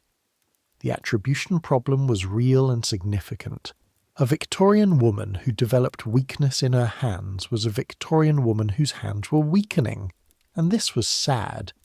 But it was also something that happened to women, their constitutions being what they were, their health being what it was, the medical understanding of the time being what it was. The diagnosis of lead poisoning from hair preparation use required a physician who was both aware of the connection and willing to make it, and such physicians existed, but were not the majority. The women who were most harmed were, as is usually the case in these situations, the women who could least afford to be harmed, because the lead-based preparations were the cheapest. The 6-pence bottle of Grecian Water from Mr. Birch's chemist, the penny preparations sold in market stalls in the East End, cruder formulations in unlabelled bottles, stronger concentrations applied without any of the cautions printed on the better preparations labels. The henna was more expensive. The professional hairdresser was more expensive. The French preparation used by your aunt in Mayfair was considerably more expensive. The women who had money had more options. They could choose, as you've just chosen, to pay more for something less harmful. The women who did not have money were choosing between visible grey hair and the cheapest dye, and the cheapest dye was lead, and the lead was cumulative. There were women in the East End, working women, market women, women in domestic service, women in the factories and the laundries and the shops, who used the cheapest preparations available and developed symptoms that were never correctly attributed to those preparations and were never compensated for, and were never, by the record available to us, recognised as a category of harm requiring redress. They are harder to find in the historical record than the women who could afford physicians who wrote case notes. The case notes exist for the cases that made it to physicians. The women who didn't make it to physicians, whose symptoms were absorbed into the general background noise of Victorian female ill health, are represented in the record mostly by their absence. But they were there. They were using what they could afford. They were making the same calculation that you made on your cold morning in December, looking at the grey hair in the mirror, except their calculation had fewer options in it, and the consequences were correspondingly less easy to avoid. This is not a comfortable thing to sit with. It's not meant to be. On a Saturday afternoon in the 3rd week of February, your cousin comes to visit and sits in your room and looks at your hair for the second time, but with a different expression. "That's good," she says, with the slightly grudging tone she uses when something has exceeded her expectations. "That's a very good colour. Where did you go?" You tell her about Mrs. Mather. Your cousin writes down the name. "How long does it last?" 6 weeks before the roots need doing again, you say, but the rest of it stays. Your cousin nods. She sits back in the chair she's taken by the window and crosses her hands in her lap and looks at you with the expression she uses when she's about to say something that isn't easy. "I found some grey," she says. "Just a few. This week." She's 28. "At the Crown," she says. "That's where mine started," you say. She nods. You look at each other across the room. 2 women in their 20s, sitting with the knowledge of what they've been handed down by their grandmothers, this particular biological lottery, and the world they're navigating inside it. "Mrs. Mather," she says again, looking at the name she's written. "She's good," you say. She tells you the truth. Your cousin folds the piece of paper and puts it in her pocket. There is a kind of solidarity in this moment that exists without needing to be named, a recognition of shared predicament that doesn't require eloquence. You both know what the calculation is. You both know that you're navigating a system that isn't of your making and isn't fair. You're doing it as carefully as you can. That's what you have. Sometimes that's enough. In March, you have your second appointment with Mrs. Mather. The root growth, 4 weeks out, shows clearly. But in the interval between appointments, you've been arranging your hair in ways that minimize its visibility. A slightly different part placement. A small adjustment to the amount of hair pulled back versus left forward. These adjustments are things you've learned to make by looking carefully and experimenting quietly, and developing gradually a more sophisticated relationship with your own hair than the purely anxious relationship you had in December. The henna goes on the same way the second time. The smell is the same, the warmth of the paste, the hour of sitting, the water running reddish-brown in the wash bowl. The result is the same, the warm richness of it. The grey hairs that have grown in the 4-week interval sitting on them in copper and auburn rather than silver. On the way home from this second appointment, you stop in front of Mr. Birch's chemist shop. You stand on the pavement and look through the window at the shelf where the hair preparations sit. The Madame Rachel bottle, the Professor's tin, the small handwritten label of the Grecian Water that you can see from here, the dark glass, the cork. You think about the women who will come in today and tomorrow and next week and stand in front of these shelves the way you did in January, who will ask Mr. Birch the same questions you asked, who will hear the same answers, who will take home their bottles wrapped in brown paper and apply the preparation in the mornings and smell the sulfur and feel the cold trickle of it on their scalps. Some of them will be fine. The risk is individual and unpredictable, as Mrs. Mather said. Some of them will not be fine, and they won't know it for years. You stand there for a moment longer, then you continue walking. London in March is beginning, barely, to suggest the possibility of spring. The light is different. Still cold, still northern, still the pale, hesitant light of a city that has been burning coal all winter and has put a film of it over everything, including the sky. But different in angle.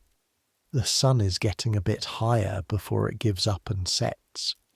The days are extending in small increments that you notice as a gradually later darkness in the evening, a gradual earlier paleness in the morning. The horse traffic is the same. The smell is the same.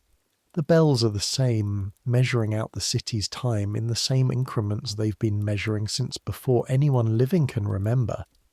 But something in the light. You walk home. Your hair is warm and richly coloured and slightly damp from the rinsing, and you can smell the faint botanical warmth of the henna if you concentrate, and your scalp is clear and unburned, and the sore that was there in January is fully healed and hasn't returned, and the hair in the brush this morning was the normal amount, the completely normal amount, no root tags in unusual numbers. You are 25 years old and you have grey hair, and you are managing it, imperfectly, but without poisoning yourself, which is a bar that feels simultaneously very low and entirely worth clearing. Now let me tell you what Victorian hairdressers knew that the preparations manufacturers didn't advertise, what the women of the establishment hairdressing world carried in their hands and their eyes, and their accumulated experience of 11, 20, 30 years of doing this work. Mrs. Mather knew things, the kind of things that exist in the knowledge of practitioners, rather than in the knowledge of texts. She knew that certain hair textures took colour differently. She knew that hair which had been previously treated with one preparation responded differently to a subsequent preparation. That the chemical history of a head of hair was a real thing with real consequences. She knew from watching which of her clients would do well and which would have difficulty, and she'd developed an intuition for this that she couldn't have fully explained if you'd asked her to, because the explanation would have required a chemistry vocabulary she didn't have, but the knowledge was real nonetheless. She knew about the scalp. She had seen it in sufficient variety to understand that it was not uniform, that the skin at the top of a woman's head was subject to the same individual variation as skin anywhere else, that what one person's scalp accepted without complaint would cause another's to flare and react. She'd seen the reactions, she'd seen them at first application, the immediate redness and warmth that meant this person's skin chemistry was not going to tolerate whatever was being applied. And she'd seen the delayed reactions, the ones that crept up over weeks of use, the gradual sensitization that made each subsequent application worse than the last. She knew about the hair quality changes, the drying and the breaking and the particular papery texture that developed in hair that had been subjected to prolonged chemical treatment. She knew how to look at a section of hair and estimate how much treatment it had received and what kind, the way a doctor might look at a hand and estimate the kind of labour it had done. The hair told her things, and she knew about the leaving of preparations, which was its own kind of knowledge, the knowledge that stopping a preparation was its own event, with its own consequences and its own management requirements. that the women who stopped the mineral preparations often went through a period of adjustment that could last months, during which the hair that had been treated was still present, still carrying the preparation's effects, while the new growth was whatever the scalp decided to produce. The mismatch between these sections was a practical problem requiring practical management. She was not formally educated. She had not read the medical journals. She had arrived at her knowledge by the long route of experience, which is slower and harder and less systematic than the short route of education, but which produces a different quality of understanding, a more textured understanding earned in the presence of real hair and real scalps and real women sitting in her chair with real anxiety. She told you what she knew when you asked, and she told it plainly, without the softening qualifications that the magazine columns used, without the oblique hinting of the domestic management guides. She said, "The mineral preparations are harmful. I don't use them. I've seen what they do. This is what I offer instead." That plainness was its own kind of gift. By April, you have stopped thinking about the grey hairs every morning. This is progress, not final resolution, not the kind of peace that arrives when a problem is truly solved rather than managed, but a working peace, a day-to-day relationship with a situation that has enough equilibrium to not require constant attention. The appointments with Mrs. Mather continue every 6 weeks. The henna continues. The warm copper auburn colour of the treated sections has become familiar. You've started to like it in the way you like things that are genuinely yours, things you chose and chose again rather than things that simply happened to you. Your aunt visits in April. She sits in Mrs. Hartley's front parlour while you bring tea, and you look at your aunt's hair, which is elaborately dressed in the fashion of someone who spends a good deal of money on her hair, and you see in the light from the parlour windows something you notice more now than you would have noticed before December. The colour is not quite right, not wrong, not alarming, just not quite right. There is a quality of it that experienced eyes recognise, the slightly uniform darkness, the slight absence of the natural variation that hair usually has, the evenness of it that reads as too even in the way that something artificial is always too even in comparison to something real. And your aunt's hands resting in her lap have a quality to them, a slight tremor when she holds her teacup that she manages by gripping it firmly, a pallor. You sit across from her and drink your tea and talk about the usual things and wonder how long she's been using the preparation and whether she has a headache today, as she often does when she visits, and whether she would tell you if you asked what exactly was in the bottle from the Mayfair chemist. You suspect the answer to that last question.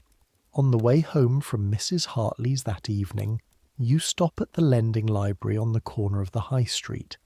The library has a small but serviceable collection, supplemented by periodicals and newspapers, and you've been in the habit of borrowing from it since you arrived in this neighbourhood. Tonight you ask the librarian, who is a small, precise woman who knows exactly where everything is, and has opinions about whether you're making good use of the collection for anything they might have on the topic of lead poisoning. She looks at you over her glasses. "For a personal situation," you say. She looks at you for a moment longer. Then she goes to the shelf. What she brings you is a medical handbook from 1879, somewhat out of date but still in circulation, and a recent volume from a physician in Edinburgh who has written extensively on occupational disease and the particular hazards of certain trades. Lead is well represented in the occupational hazard literature because lead paint and lead pipes and lead-based paints and lead in the pottery industry and lead in the printing industry and lead in a dozen other trades had created by the 1880s a well-documented body of cases sufficient to describe the pattern of harm in clinical detail. You take both books home and read them at your table by the lamp. What they tell you, in the careful language of Victorian medicine, is this: lead, when it enters the body, whether by ingestion, inhalation, or absorption through the skin, accumulates in the body's tissues and is not readily excreted. The blood carries it to the soft tissues and to the bones. Chronic low-level exposure produces a syndrome that the physicians describe as plumism or Saturnism, named for Saturn, the planet associated with lead since antiquity. An association made because lead, the heavy metal slow to react, dense, seemed to partake of Saturn's qualities as the planets were then understood. Plumism in its early stages produces fatigue, headache, and abdominal discomfort. The classic lead line, a bluish-grey discoloration at the gum margin, is diagnostic when present. Weakness in the extensor muscles of the hands and wrists, producing a wrist drop in severe cases. As accumulation continues, more severe neurological effects may appear. The kidneys can be damaged, the blood itself is affected, the hemoglobin production disrupted, producing an anemia with particular characteristics. In severe cases, lead encephalopathy, seizures, mental changes. In the occupational cases the Edinburgh physician describes, these are men who worked with lead every day for years. Workers in lead, smelting and refining. Painters who use lead white and breathe the dust and ingested residue from unwashed hands at mealtimes. Plumbers working with lead pipe. The accumulation in these cases was extreme. The accumulation from hair preparations was not extreme by comparison. This is true. The daily dose from a scalp application was small enough that the body's capacity to manage lead could, in many individuals, keep pace with it for a considerable time. Small enough that the resulting levels in the blood were not typically in the range that produced the classic severe presentations. But small is not zero, and cumulative is cumulative, and the women who used these preparations daily for decades were not receiving a daily dose and then stopping.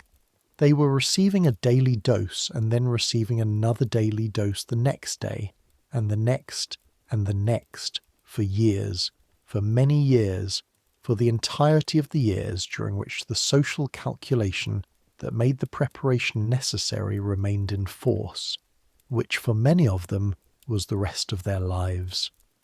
You close the Edinburgh physician's book. The lamp flame bends slightly in some draught you can't identify. Outside, London is doing its nighttime business. The traffic thinned but not absent. The bells marking the hour in the way they always do. The sound of them coming in waves depending on the wind direction. First one church's note and then another's. A conversation between towers. You think about the women you've never met and never will meet, who are right now in their lodgings and their houses, applying their preparations in the morning or in the evening or whenever they do it. Women distributed across the city from the better streets to the worst, all of them navigating the same system with the tools available to them, all of them making calculations that the system has made for them before they were born and will continue to make for their daughters. You think about your aunt's trembling hands. You think about Mrs. Mather, who's been entirely grey since she was 32, and who has never used a mineral preparation, and whose hands are steady and whose eyes are clear. You think about what you know and what you do with what you know, and what power any of that actually has against a system that is very large and very old, and very thoroughly interwoven with everything. The answer to that last thought is not much, but not nothing either. Not nothing. The knowledge is not nothing. The choices you make from it are not nothing. The conversation with your cousin, who wrote down Mrs. Mather's name, is not nothing.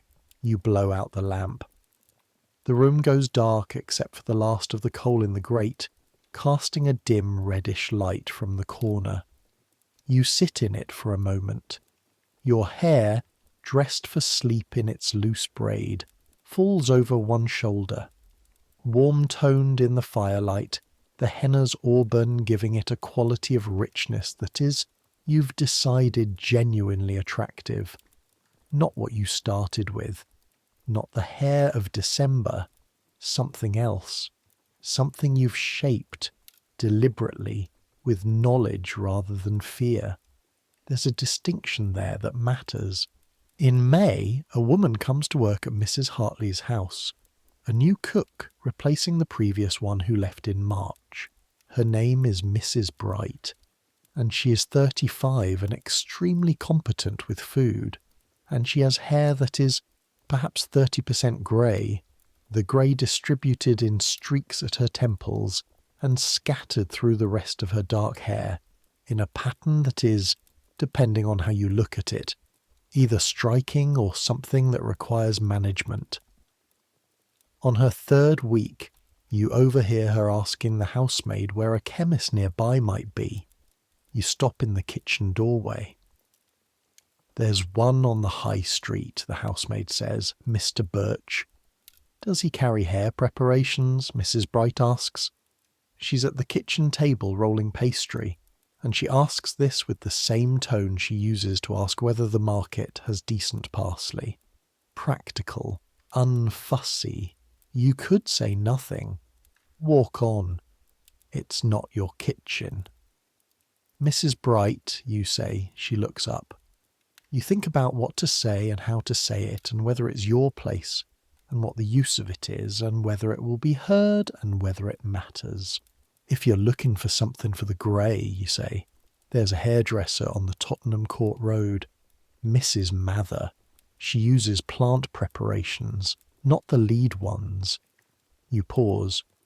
"I used the lead one for a few weeks. My scalp reacted. I'd recommend Mrs. Mather." Mrs. Bright looks at you. Her hands don't stop on the pastry. "The lead ones are cheaper," she says, not combatively, just factually. "Yes," you say, "they are." A pause. "Cheaper," she says, "and they work." "They work," you agree. "For a while. Some women have difficulty with them over longer use." She rolls the pastry. She's thinking.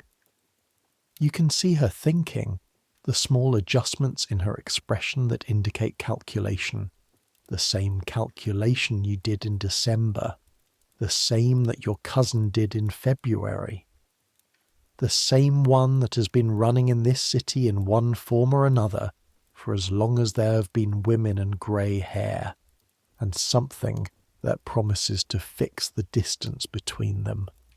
"Mrs. Mather," she says. "On the Tottenham Court Road." She nods, doesn't say anything else, returns to the pastry. You walk through the kitchen and out the other side and go back to Mrs. Hartley's letters.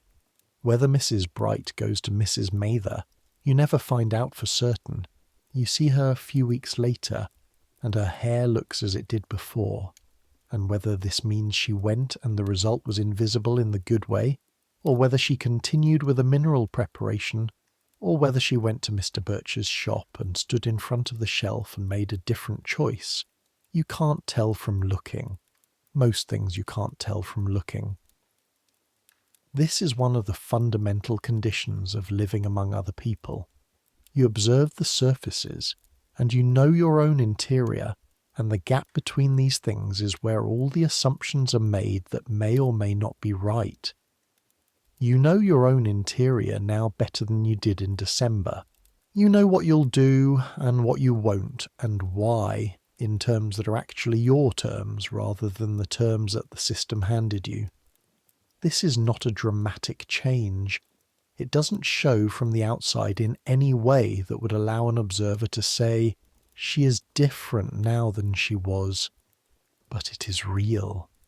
June comes, and with it the particular quality of London summer, which is not the summer of the countryside, but a hot, close, humid thing. The heat pressing down between the buildings and intensifying everything. The horse and the coal and the river, which smells of everything that has been deposited in it over centuries of a city's metabolism. You dress more lightly and still feel too warm by midday, and drink more water and eat less food, and carry a handkerchief that you press against the back of your neck on the particularly close afternoons. Your hair in summer requires different management than in winter. The humidity makes it want to do things you don't want it to do, expand and frizz at the edges and resist being pinned. You develop, over the June weeks, a summer arrangement that accommodates this rather than fighting it. A slightly less tight pin arrangement that gives the hair room to be what it is while still keeping it out of your way. Mrs. Mather, at your June appointment, comments on the condition of your hair. Better than February, she says. The shaft is recovering from whatever the lead preparation did to it. It's not fully recovered. The hair that was treated is still slightly different from the new growth, but the new growth is healthy. How long until the treated section grows out entirely? She considers. Your hair is growing at approximately the normal rate, 1/2 inch per month. The treated section extends from the root growth of 6 months ago to the tips. The tips of your hair are roughly 10 inches below the root. At 1/2 inch per month, the treated section will have fully grown out in approximately 20 months, nearly 2 years. If you grew it out fully, she says, about 20 months, if you cut it sooner. I'm not cutting it, you say. It comes out more firmly than you intended. She smiles. No one ever wants to cut it. You think about this on the way home. 20 months of hair that was treated with lead acetate, present on your head, gradually replaced by new growth. The hair itself is, at this point, not doing anything additional to you. It's not a continuing source of exposure since you've stopped the preparation. It's simply there, the physical record of those 3 weeks in January, carried on your head until it grows out. Hair as memory, hair as evidence. The body keeping its record in the slow growth of cells from follicles in the scalp, each new inch a new month, the whole length of it a timeline if you could read it. Your grandmother's hair, if you could see it now, would carry in it the record of every illness she'd had, every stress, every nutritional deficit and period of abundance, written in the subtle variations of the shaft that a skilled microscopist could read. Your own hair, from root to tip, carries the 6 months you've been paying attention to it, the 3 weeks of Grecian Water at approximately the 8-inch mark, the shift to henna after, the recovering shaft quality, the new growth coming in now, clean and unaltered. The city grows around you as you walk home. The streets are familiar now in the way that only daily use makes familiar, the precise location of the step up from the road to the pavement on this corner, the smell of the bakery that comes 3 shops before you see it, the particular quality of sound in the narrow stretch between the taller buildings where the echoes are slightly different. You are part of this city now in the way that you weren't in December, not because you've solved anything, because the city doesn't get solved, but because you've been here long enough for the relationship to go in both directions, for you to know the city, and for the city to have, in whatever way cities do this, acknowledged your presence. You take up space in it. You have regular places and regular faces, and a chemist who knows your name, and a hairdresser who knows your hair, and a cousin who has been to Mrs. Mather and found her satisfactory. Small, but yours. In July, something happens that you haven't thought to expect. Your mother visits. She comes up from the country for 3 days, staying at the house of a relative in a better part of the borough, and she calls on you on the 2nd day, and you sit with her in the front parlour of your lodging house, which the landlady has made available for receiving visitors. A slightly formal room that smells of the potpourri the landlady considers appropriate for the purpose. Your mother looks at you. Your mother has been looking at you with critical attention since you are old enough to have attention applied to you critically. You're accustomed to the assessment. You know its texture. She looks at your hair. You've changed something, she says. I'm using a different preparation, you say. Henna, from a professional hairdresser. Henna, she repeats, with a slight shift in her expression that indicates she is reorganizing her understanding of the situation. My hair was starting to change colour, you say. You say it plainly, without the slight hesitation and redirection that you would have used in December. I found a grey hair in December. There were several by January. Your mother blinks. This directness is not what she was expecting.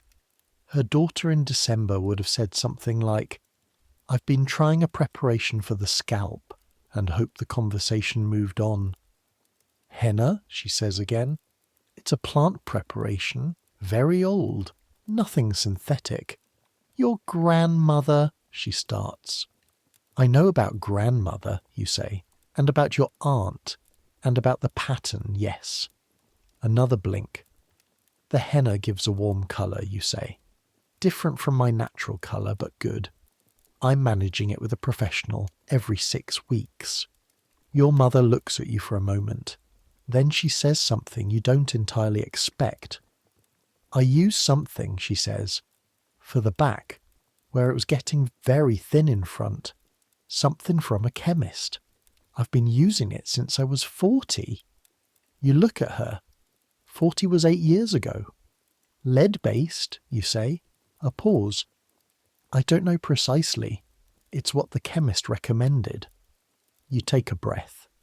Mother, you say, I'd like to tell you something about the preparations, what I found out in January. She looks at you with the expression of someone who is prepared to hear something they may not enjoy hearing. You tell her what Mr. Birch said, and what you found in the journals, and what Mrs. Mather told you, and what you've learned over the past 6 months of thinking about this more carefully than most people think about hair. You tell her plainly, without drama, with the kind of clarity that comes from having worked something out in your own mind until it's solid.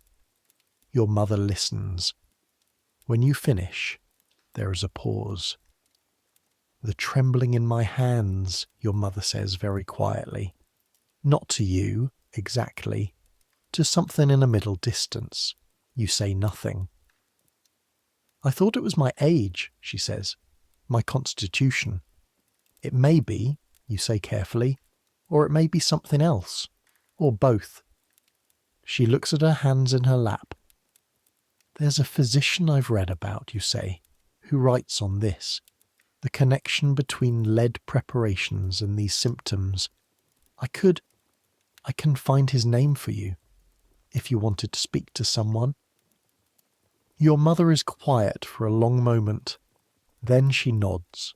It is a small nod, a nod that is the beginning of a conversation that will happen in letters over the following months, that will eventually result in your mother going to a physician who asks, among other things, what she uses on her hair, and who has, unusually for the period, been paying attention to the relevant literature, and who will, when she tells him, say yes. Yes, that is a possibility. Let's look at this properly. What comes of that conversation we won't follow entirely tonight. That is your mother's story, and it belongs to her, and it is longer and more complicated and extends over several more years. What you need to know is that you gave her the information plainly and with care, and she received it. Sometimes that's what you can do. By autumn, you have stopped counting the grey hairs individually. There are too many to count individually, and counting them was never useful, It was anxiety in numerical form. What you know is that the henna is managing their appearance in a way that satisfies you, and that the satisfying of yourself is the standard you've been working toward. The question, does this satisfy me, rather than does this satisfy the standards being applied to me? These are not the same question. The second question has no good answer, because the standards being applied are exacting and moving, and in some respects impossible, designed not to be fully met but to be perpetually aspired toward. The first question has an answer that you've worked out through the past several months. Yes, mostly in this approach, in this management, in this professional relationship with Mrs. Mather, who tells you the truth in this choice you made, it is not a perfect piece. There is no perfect piece with something this thoroughly embedded in the culture you're living in. But it is a real one.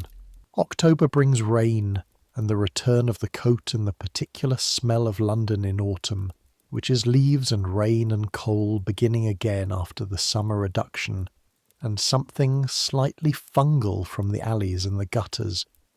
You like autumn in this city in spite of everything. There is something clarifying about it. The summer's humid, close heat lifting. The light becoming angular and sometimes golden in the afternoons before it falls away into the early dark. You have your October appointment with Mrs. Mather. The grey is more than it was in February. Of course it is. Time has continued. The follicles have continued their production. There are more grey hairs growing from more follicles across more of your scalp now than there were in December, and by the time you are 30, if the pattern continues, there will be more again, and by the time you're 35, more again. This is happening. This is going to continue to happen. Nothing you apply to your hair will change what is happening at the level of the follicle, in the molecular machinery of the melanocytes that produce the pigment that gives hair its colour, which is slowing down or shutting off in certain follicles according to a schedule written into your DNA long before you were born. What you can do is manage the appearance of it. What you have chosen is the management that does not poison you. Mrs. Mather applies the henna, and you sit under it for the hour, and the warm botanical smell fills the back room of her shop, and you look at yourself in the mirror with the paste-coated hair, and think about all the women who have done this, in various forms, going back further than recorded history reaches, who sat in front of their reflections with their fingers and their preparations and their concerns and their calculations, who looked at what they saw and decided what to do about it. The water rinses reddish-brown when Mrs. Mather works the paste out, the spent colour swirling away, and your hair emerges warm and richly toned, and the grey sitting in it as copper and auburn rather than silver. You look at it for a moment. Then you ask Mrs. Mather, because you've been wondering for months, when you decided not to use the mineral preparations anymore, was that an easy decision? She's toweling your hair gently at the nape. She pauses. No, she says. I tried several of them early on, when I was learning the trade. The silver one. She shakes her head. The staining was incredible. My hands were grey for a week, and a client's scalp reacted very badly, blistered, and that was the last time I used silver, she resumes, toweling. The lead I used for longer. It works. It's reliable. But I had a client who developed. Her hands shook, and her husband mentioned it to me once, in passing, that she'd not had the shaking until the previous year, and I thought about what had changed in the previous year. A pause. I couldn't be certain, but I stopped using it. And your clients? Some of them continued to use what they'd been using before they came to me. Some switched. It's not my place to... She stops, starts again. I tell them what I know. What they do with it is their decision. What they do with it is their decision. This is the line that runs through all of it. This whole long story from December to now. What you do with what you know is your decision. The information is not the decision. The decision is what you make from it, inside the constraints of the life you're actually living, rather than the life of maximum freedom and maximum choice that would make every decision easy. You went to Mr. Birch and bought the Grecian Water and used it for 3 weeks, and your scalp reacted and you stopped. You went to the library and read the Edinburgh Physician. You went to Mrs. Mather. You told your cousin. You told your mother. You talked to Mrs. Bright in the kitchen. These are all small things. None of them changes the system. The system is still here, still running its calculations, still producing the same pressure that sent you to the chemist's shelf in the first place. But the small things are real. They are what you have. They are the diameter of the space in which you are actually free to act. And within that space you have acted as well as you could with the information available to you at the time, and better as the information improved. The hair falls back over your shoulders as Mrs. Mather finishes her work, and you look at yourself in the mirror of her small back room with its henna-stained towels and its shelves of botanical preparations, and you look like yourself. Not the self of December, standing in the cold bedroom with the winter light on 2 silver hairs and a hand that shook. Something different. Something that has been through several months of learning and chosen what to keep and what to put in the bottom of the wardrobe. You pay Mrs. Mather. You arrange your next appointment. You go out into the October Street. This city, the same city it always is, enormous and relentless and beautiful and terrible in equal measure, producing every day the full range of human experience from the very best to the very worst, containing within its borders the hairdresser who tells you the truth, and the chemist who sells you the most popular product, and the magazines that advertise both with equal enthusiasm, the women using lead preparations and the women who found something else, and the women for whom the choice is limited by money and circumstance to the cheapest thing available. All of it running simultaneously, all of it happening right now in the streets you're walking through, in the houses on either side, in the shops and the lodgings and the parlours where women sit with their mirrors and their concerns and their calculations. You walk home. The autumn light is doing what autumn light does at this hour in this city, going golden before it goes orange, before it goes away entirely, the coal smoke giving it a particular quality of warmth that is not warmth, but is the light filtering through something atmospheric, something that London has made of the air above itself over centuries of burning things. Your hair is warm and coloured, and your scalp is clear, and your hands are not stained, and you know what is in the preparation you're using, and you know what is in the ones you're not using anymore, and you know why. This is enough. For tonight, this is enough. The bells are starting. First Street. Somebody's near the market, then another further east, then a third that you've never identified precisely, but which always comes third, always that sequence, always that conversation between towers, the hours marked out, the day accounted for, the whole city noting the time together in the way it has been noting the time together for centuries. You're not the first woman to stand in front of a mirror with a grey hair and feel the weight of everything that grey hair means in the world she's living in.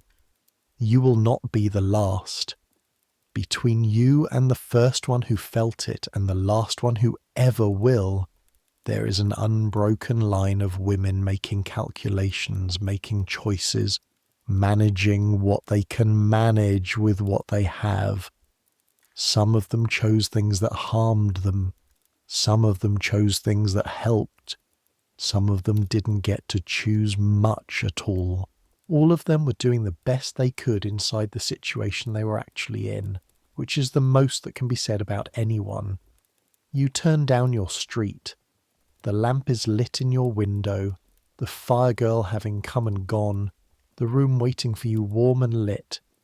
You can see it from the pavement, that particular orange-yellow of firelight through glass, the room that is yours, the dressing table where the mirror is, where the bottle of Grecian water no longer sits on the sill because you threw it out in February and replaced it with nothing except a small jar of the coconut and castor oil preparation from the chemist, the one that is simply oil, simply conditioning, simply the oldest and least exciting thing you can put on your hair, with nothing in it that will accumulate in your bones. You push open the gate. The air behind you still smells of October London, coal and leaves and horse, and the first suggestion of frost in the evening cold. In front of you, through the door and up the stairs, the smell of your own room, which is your own room now, which is coal smoke and the faint botanical warmth of the henna and the coconut oil, and the slight smell of your own body moving through the same space every day, all of it composited into something that smells, to you, like home. You go in, you close the door. Upstairs you take off your coat and your hat and you sit down at the dressing table and look at yourself in the mirror, in the firelight that makes everything warmer and less sharp than it is in the winter morning light. Your hair, your actual hair, the colour it is now, the colour that is warm and reddish-brown and carries its grey in copper threads. Your face, which is 25 years old and has had a lot more happen to it this year than it did last year, though it doesn't necessarily show in ways other people would identify. You reach up and touch one of the strands at your temple that catches the light, the copper of the henna over the silver that was there in December, and will be there in January and in every January following, increasing in its own time, at its own pace, as your grandmother's did and your aunt's does and your mother's is beginning to, the pattern that your DNA decided on before you were born and will carry out with or without your participation. You can work with it. You are working with it. You let the strand fall. Outside the city continues. It does not stop for your peace with yourself or for anyone else's. It continues with the relentless continuity of an organism that's been going for a very long time and intends to keep going, full of women with mirrors and concerns and choices and the information they've managed to gather, running their calculations, making their decisions, managing what they can, and somewhere in that city tonight, right now, a woman is opening a bottle of Grecian water for the first time, reading the instructions, noticing the smell of sulfur with slight surprise, applying it carefully with the fine comb as directed. She doesn't know yet what she's starting. A woman is at her dressing table with a brush, counting the hairs that came out, counting them again, willing the number to be different from what it is. A woman is in a hairdresser's chair on the Tottenham Court Road, or somewhere like it, with paste on her hair that is a plant preparation rather than a mineral one, sitting with the smell of it and thinking about what she knows and what she's done with what she knows. A woman is in the cheaper part of the city, in a room colder than yours, with a bottle that cost a penny from a market stall and carries no instructions, and may contain concentrations that are considerably higher than the labelled preparations, who is using it anyway because the grey is visible, and the standard is the standard, and there is no Mrs. Mather available to her for what Mrs. Mather charges, and the penny bottle is what there is. All of them are real. All of them are tonight. The fire settles in the grate, a small shower of sparks from somewhere in the coal. The lamp on the nightstand burns steady. You begin to unpin your hair. The pins come out one by one and accumulate on the nightstand in their familiar cluster. The hair falls. Section by section, the architecture of the day comes apart. The last pin, the one that always comes last, releases the coil at the back and the hair swings free and you feel the weight of it on your shoulders, the full weight of it, which is the weight of your own hair and not much more and not much less. You pick up the brush. You begin at the ends. The brush moves through the hair with its familiar slight resistance, finding the day's tangles and working through them, drawing from root to tip in the long strokes that take what has been pressed and pinned and arranged and bring it back to simply being what it is, hair, just hair, growing from a human head in whatever colour the follicles have decided on. The strands that come away with the brush are, this evening, a completely normal number. You don't count them. You don't count them anymore. The fire's warmth is settling into the room. The cold that was in the corners retreating toward the window. Outside, the fog is coming in off the river, which it does most October evenings. The particular thick fog that the city's already infamous for and will become more famous for in the coming decades. The fog that will eventually get a name, a category, a legacy in literature that makes it seem romantic in retrospect when at the time it was simply cold and dense and smelled of sulphur and coal and the river. The bells are striking again. Somewhere, the hour. You count without thinking. 8 o'clock. And then the bell that always comes last, from whichever tower it is that you've never identified, the one that always completes the sequence with its slightly lower note, and then silence, and then the city's ongoing sound that underlies everything, the background presence of a place that is never entirely quiet. Your brush reaches the end of a stroke and you lift it and begin again. Tomorrow there will be letters to transcribe and household accounts to review, and the ordinary passage of a day in this city, in this decade, in this particular life you've assembled for yourself from the materials available. There will be the morning light on the dressing table mirror, and the question of what you look like and what you're doing about it, and whether that's a question you're asking from a place of fear or from a place of knowledge and intention. There will be Mrs. Hartley and the reading group and the particular sound of the Clementi wrong notes from the piano room. There will be a London outside your window doing what London does. All of this will come. Right now there is the brush and the hair and the warmth of the fire and the 8 o'clock bells fading back into the city's background. Your name is written in a ledger at Mrs. Mather's establishment on the Tottenham Court Road. Your next appointment is in 6 weeks.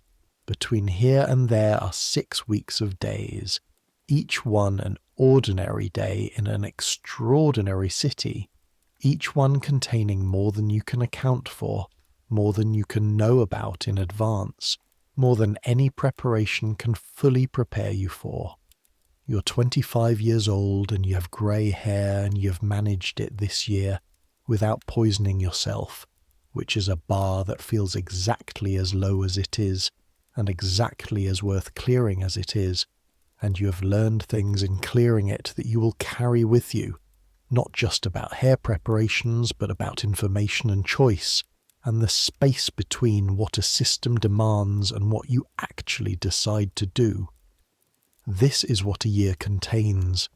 This is what a decision made in December, in the cold morning light, with a shaking hand and a silver hair, and the whole weight of other people's expectations bearing down, can teach you by October.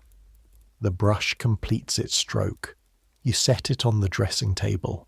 Your hair falls around your shoulders, loose and warm-toned in the firelight. The copper and auburn of the henna and the silver threads that run through it, all of it together, all of it yours. You look at it for a moment. Then you blow out the lamp. The firelight takes over, softer, more amber, less certain. The kind of light that the world existed in for most of human history before the particular brightness of the 19th century's lamps And the 20th century's electricity, the kind of light that makes everything look as though it is composed of warm and shadow and nothing else, which is not entirely wrong. You get into bed, pull the blanket up. The sounds of London come in through the window glass. The traffic thinned to its nighttime version, the particular rhythm of fewer horses, the distant bells not yet done for the night, the fog softening everything to something murmured rather than spoken. The fire ticks and settles. Your scalp is clear, your hands are unstained. Your hair is whatever it is, growing from your head in its own time at its own pace, going wherever it's going. You close your eyes. The warmth of the room spreads through the blanket and finds you where you are, and you let it. Somewhere in the city, women are at their mirrors with their bottles. Somewhere, a hairdresser's back room is still lit, the last client of the evening being attended to by careful hands. Somewhere, a woman is throwing something away, choosing something else, asking a question she should have asked earlier, and which it is not too late to ask now. This city, this decade, this collection of lives running simultaneously, intersecting at the chemist counter and the hairdresser's chair and the library shelf and the kitchen doorway and the parlour where cousins sit across from each other with the knowledge they're accumulating. Let it all run. Let it run without you for tonight. Let the fog settle over the streets. Let the bells do their hourly accounting, and let the horses make their last rounds, and let the city be what it is, enormous and indifferent and containing within itself every kind of thing. You have done what you could today, and it was enough. And tomorrow is not tonight, and tonight is just this. The warmth and the dark and the fog-softened sound of a city that is still, despite everything, still running, still full of people making their way through it as carefully as they can. Your breathing slows. The fire settles lower. The amber light across the ceiling dims as the coal burns down, and the room goes deeper into dark, and the sounds outside come in softer through the glass, and the weight of your own hair on the pillow is familiar and your own, and nothing to be afraid of. Nothing to be afraid of. You've earned this. Take it. Good night.